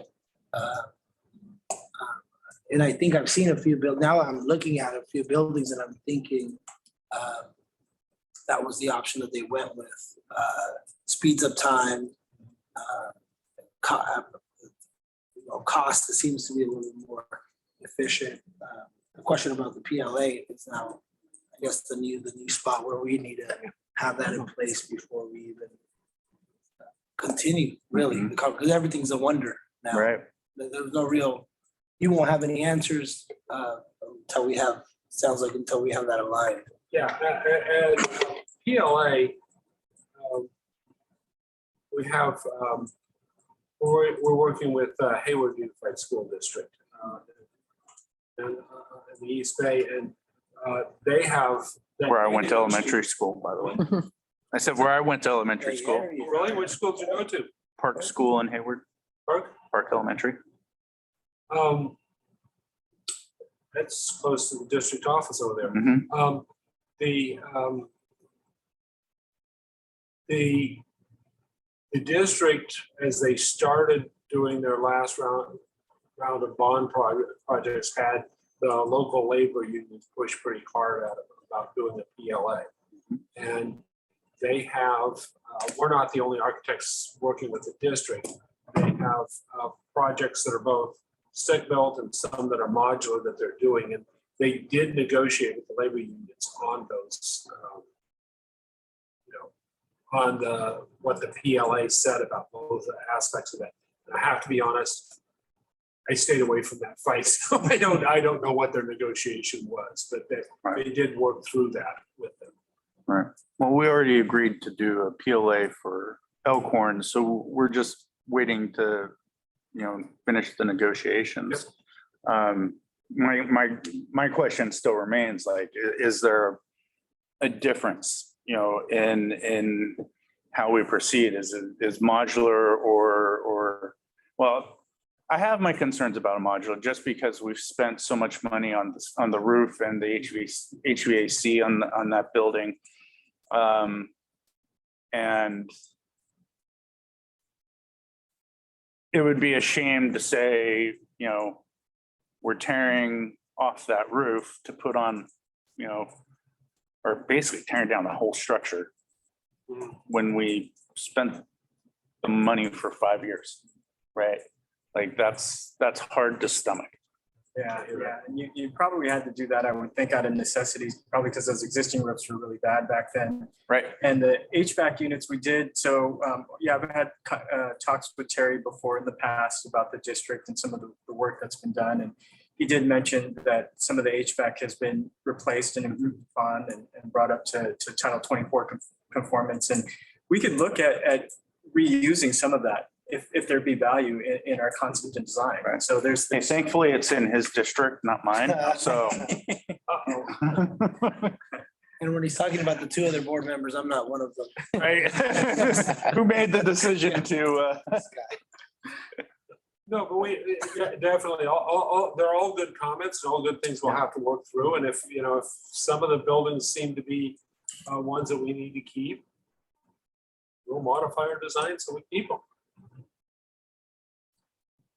okay. The concept again was just a sort of an evolution of what we thought was going to sort of fit the district's vision and what the campus could be. And that's what we wanted to offer, was this alternate perspective of, can we do something that's more transformative, but in a very positive way. So from what I envisioned of what was going to happen here, we were going to renovate all of these existing brick and mortar buildings. All of these portables here were all going to go away. And we were going to build an expansion wing here with brick and mortar buildings.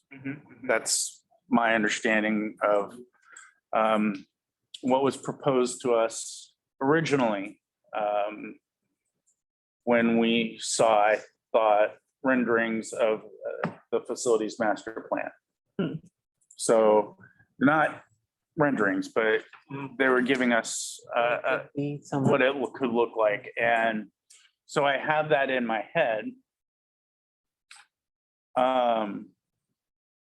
So I mean, that's always an option of like what it could be done and how it could, and I guess that's why we planned it out at a cheaper price. Because we were only going to be, eliminating completely the portables and not, not buildings and then rebuilding them, right? I think there was a little bit of tear down too proposed with one of the like kinders or some of the according to the master plan. So Mhm. that's what it appeared to be. Is that, yeah, there was the portables and then some probably heavy renovations for some of the kinder buildings. Sure. But it would only be that building, right? It wouldn't be the rest of the buildings, the whole project doesn't have to, that wouldn't meet the 50% threshold the way they're talking about it, would it?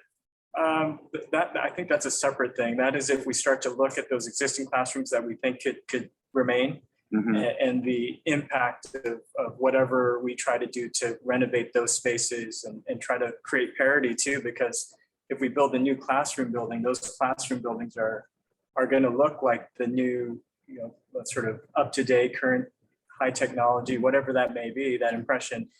And then you're going to have these other classrooms that we've tried our best to sort of rejuvenate, but they may not act the same as those other classrooms. Yeah, you had where the portables are, right, the row of portables. You had those all as new classrooms in the facility master plan. Went on Yeah. the facility master plan.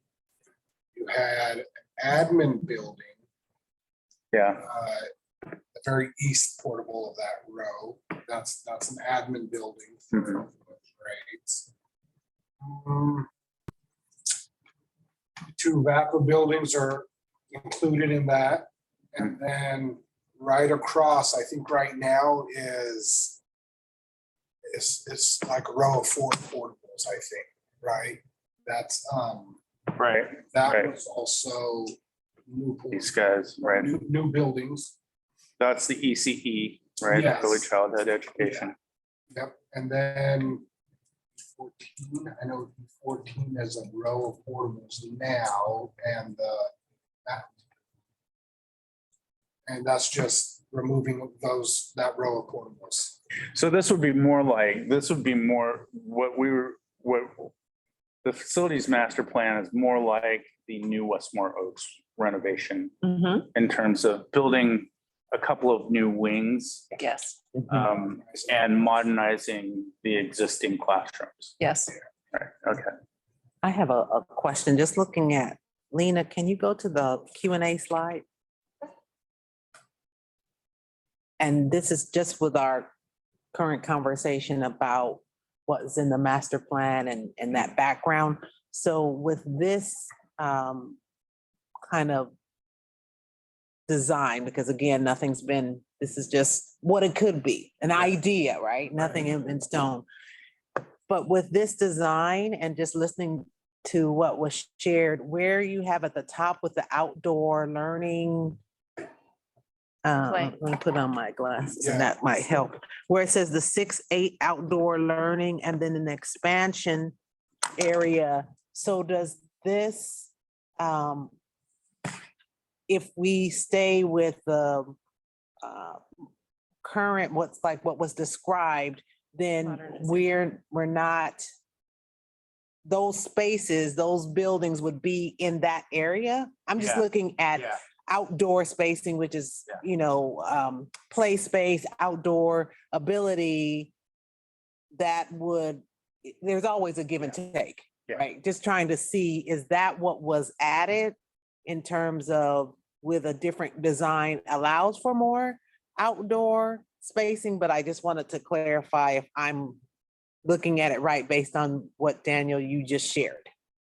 Those are existing spaces. Yeah, We'd be so- getting rid of that. So these portables. that's are new. Currently there, right? This is a whole row. Yes. So what's, and you were describing that still's there, that would be there and maybe a wing. But those would be new buildings. Got it. Right. And then Okay. Right here would be an admin building, 2 VAPA buildings, and then the rest are classroom. Right now, this is, I want to say it's like 4 portables. Maybe Yeah, early childhood. that slide, Yeah. because I think the Is it on- third or fourth It's a. page, One of the first. we have it here. Oh, I was gonna say, nice. Right. plug it Go in. forward. one. Okay, thank you. Thank you. Maybe go for, yes, there we go. Oh, That's fine, because that's got the overlay. Got it. Yeah, that's got the overlay. Mhm. So our hope with the overlay was that we were increasing the outdoor education space by, instead of replacing the portables with new buildings on those same space, we were increasing the yard. Outdoor space, kids. That was kind of one of the factors we were going for.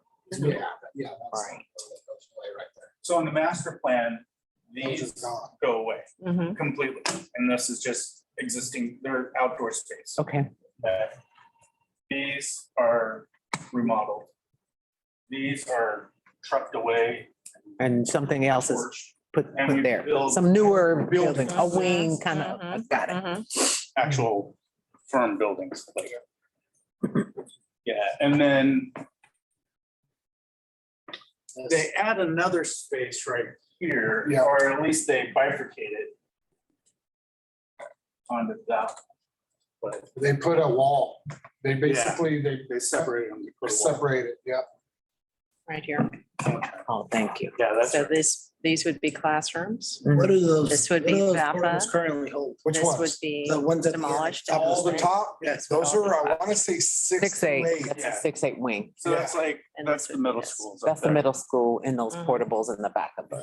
campus. So Dr. So we just made that area too. Sounds that right, Hildreth? Hildreth, yes. Dr. Hildreth, one of the concepts we looked at when we first started doing this was taking that row of portables that are along the residential Yep. property there on the kind of the north side there. And the idea of taking those down and putting a 2-story building there. And so Yeah. as to Yeah. reduce the Yeah, yeah. footprint, and reduce the impact on the yards. But as we started looking at it, we kind of decided that we probably end up with a lot of pushback from the neighbors because you putting a 2-story building Nice. slap up against their backyard, it's going to be a problem. And we're really trying to figure out a way to come up with a solution that respected the neighborhood and really fit with kind of what was going on. And so, moving those things out towards the For district, man. taller buildings out to the middle seemed to help in that respect. Right. But it's all something that could be Mhm. Yeah. studied and discussed further, definitely. Yeah. But that's what we were thinking. Got it.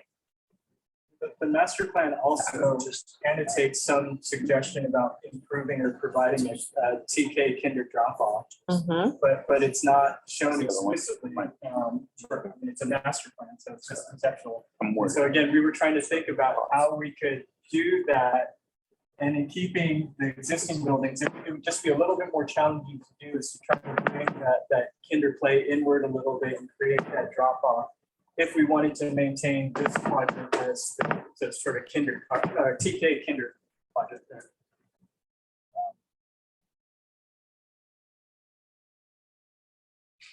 I mean, the TK Kinder is gonna have the most needs. You're gonna have to build it with specifics, right? Yes. Water and toilets and things like that. Yeah. So I guess build around that. Yes. Figure out where that's gonna go first.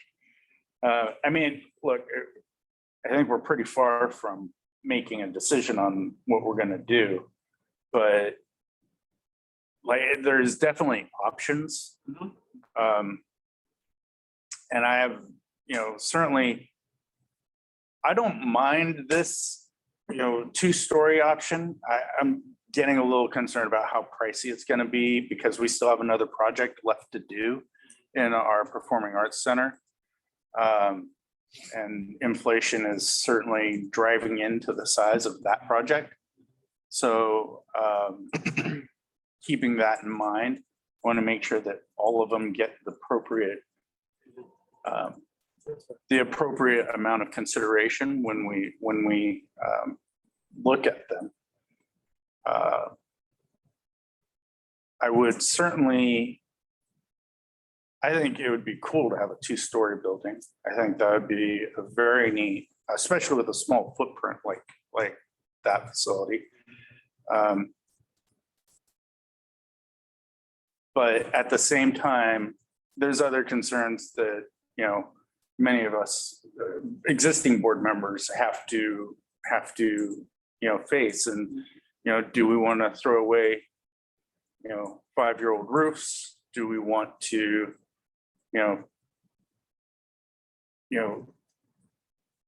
make some dramatic changes to a master plan that we've kind of already said we would kind of go by to the public? So, yeah, I mean, I'm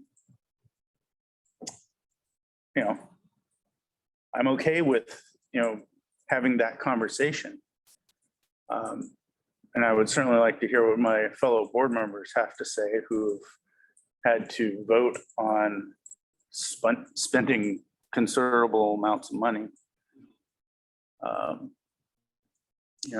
on this. So what do you guys need from us right now? So the request is your direction on whether or not we should take this proposal, this contract to the board in its entirety for discussion and potential approval.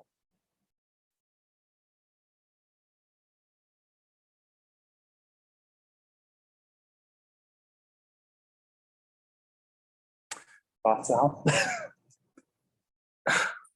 So just to be clear, are we asking if we want to move forward with a partnership, or are we taking this proposal, which we just kind of No. went everywhere with? So to take a few steps back and kind of review the process. And this process is different than what we did with Westfield. With Westfield, which was approved when I first came to the district, we just brought the proposed architect straight to the board for approval. We wanted to bring it here to the facilities subcommittee for discussion before taking it to the board for approval.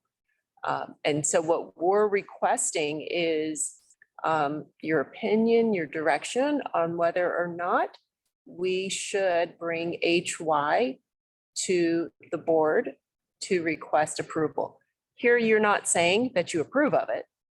You still have time to But you're have putting conversations. this proposal as their proposal. This is their proposed concept. Similar to Westfield, the proposed concept that they had for the Westfield Village project is different from what we brought you, I want to say in December, with the design. So this sounds awful to say, but what we see here, and I'm sorry, folks, what we see here is likely to look quite different when we bring it to you. I'm sorry, To the board. to the, For the So- final. Back here If- for facilities, right? so what happens is at this point, we will be asking the board to say whether or not we want to create a partnership with HY for the design of the Elkhorn Village project. Our next steps is to take the input that you've given, take the input from our partners, and revise this design to meet our needs. You all have had the conversation today with HY about, we're not quite sure if a completely new building or modernization will be the best for our district. You've had that conversation. We also had that conversation with them about, as we get through this process, the finger wing concept might end up being best for us.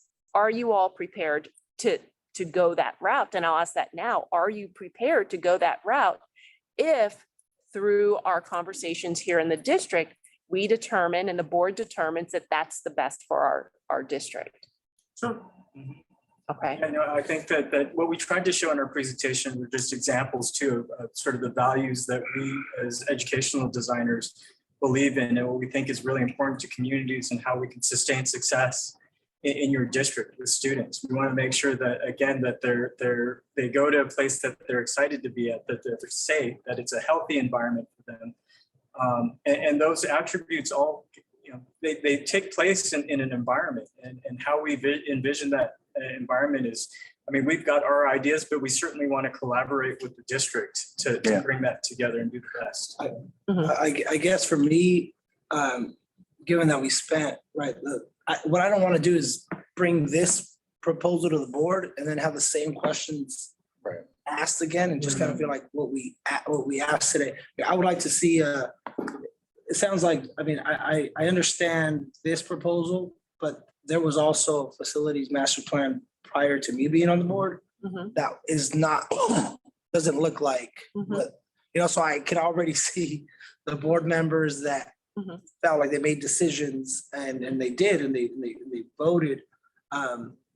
I would like to see an A and a B. I wholeheartedly agree. Just because you know, because if we Yep. spend this time kind of breaking it down, I know I'm asking, but it's just this option doesn't look like what they, like, to me, it looks good, but it doesn't look like what the board prior to me being sitting on the. I and the think you would be more was, so it- successful if you had an A and a B. If you said this is what you guys originally kind of, looks more like what you guys decided. This is the other option, There you go. much cooler. I'm just kidding. No, but Right. it's the two-story option. And we can kind of go from there based on what the questions that I would feel comfortable if there's an A, B, C, A, B option, I'd be okay with. But going directly with what we saw today, I would not be comfortable doing. I would echo Al. I think the facility master plan, I think we can incorporate facility master plan and innovate new ideas, right? Right. Like we're gonna The whole take out, space over there. we're gonna take out that row of portables, 6 of them right there. We can still almost move that row of 4 back, and you can still have that kinder drop-off area, right? So you're moving it back. You can create your 6 to 8 along that stretch, and even you're gonna have to compromise with the school board. You're gonna say, okay, we're gonna modernize the finger wings that we've spent money on, and maybe go with a 2-story modular on the 6 through 8. And, you know, it's gonna have to be a compromise to some sort. And I was thinking somewhere along that same lines, and I'm definitely thinking along what Al was saying is that I certainly like this plan because I think it's creative. I don't know that it's A, affordable for us.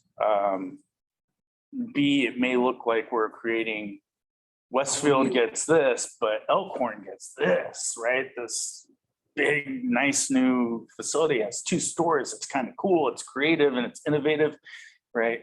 And then we have to shrink from our performing arts center because each is getting exponentially bigger in the project dynamic, right?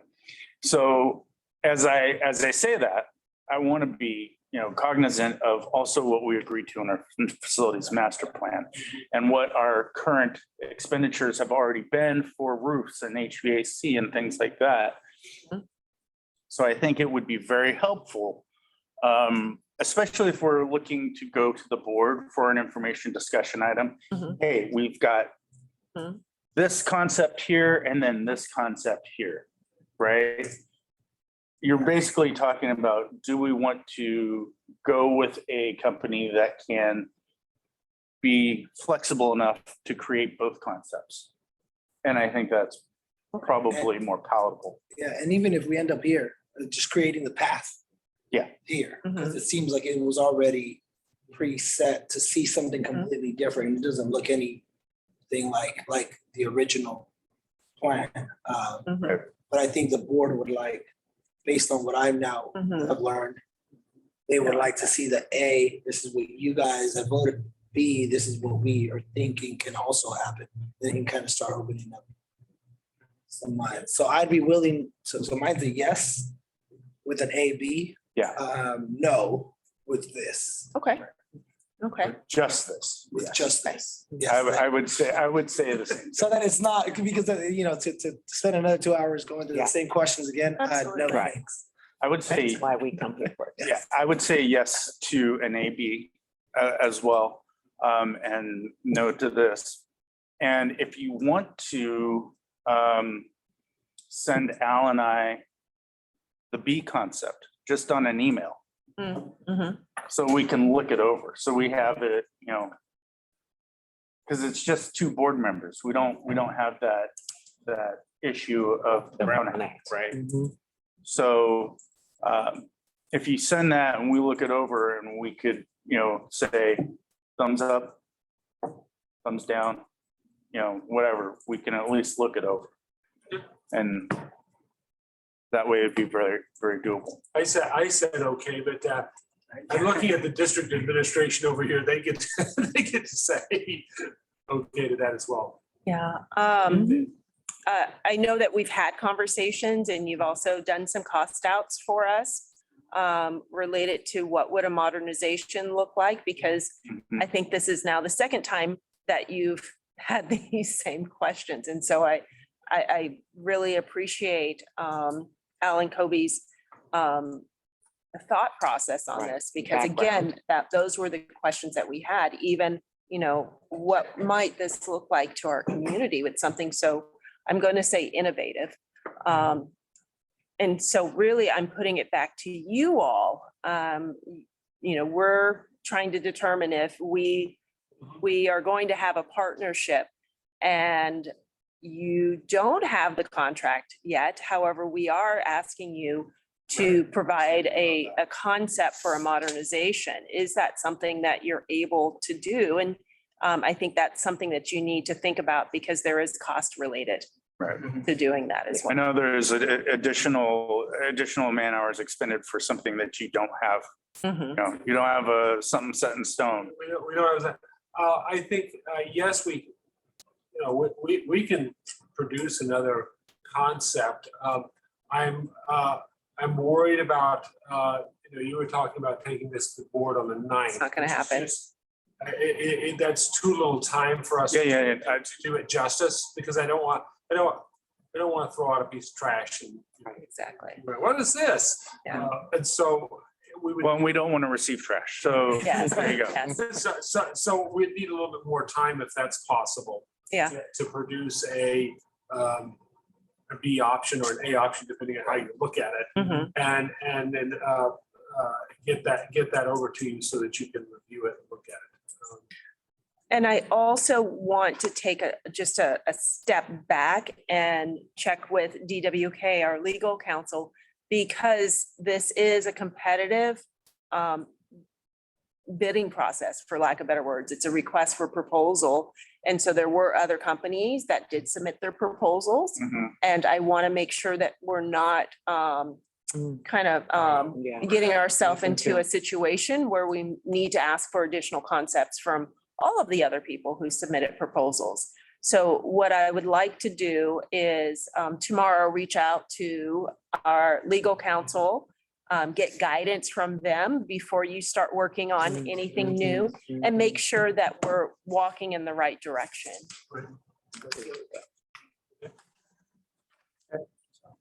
Sounds good by me. May I confirm the next steps? I'm gonna Yeah. make sure. Yeah. Okay. So we will not be taking this to the board next week. I will check with legal counsel to see if it's allowable to request from HY a concept for modernization. If it is, then we'll give you the time to create that design. Once we have that design and concept, we'll share it with our trustees for feedback. Facilities trust. Yes, our facilities trustees.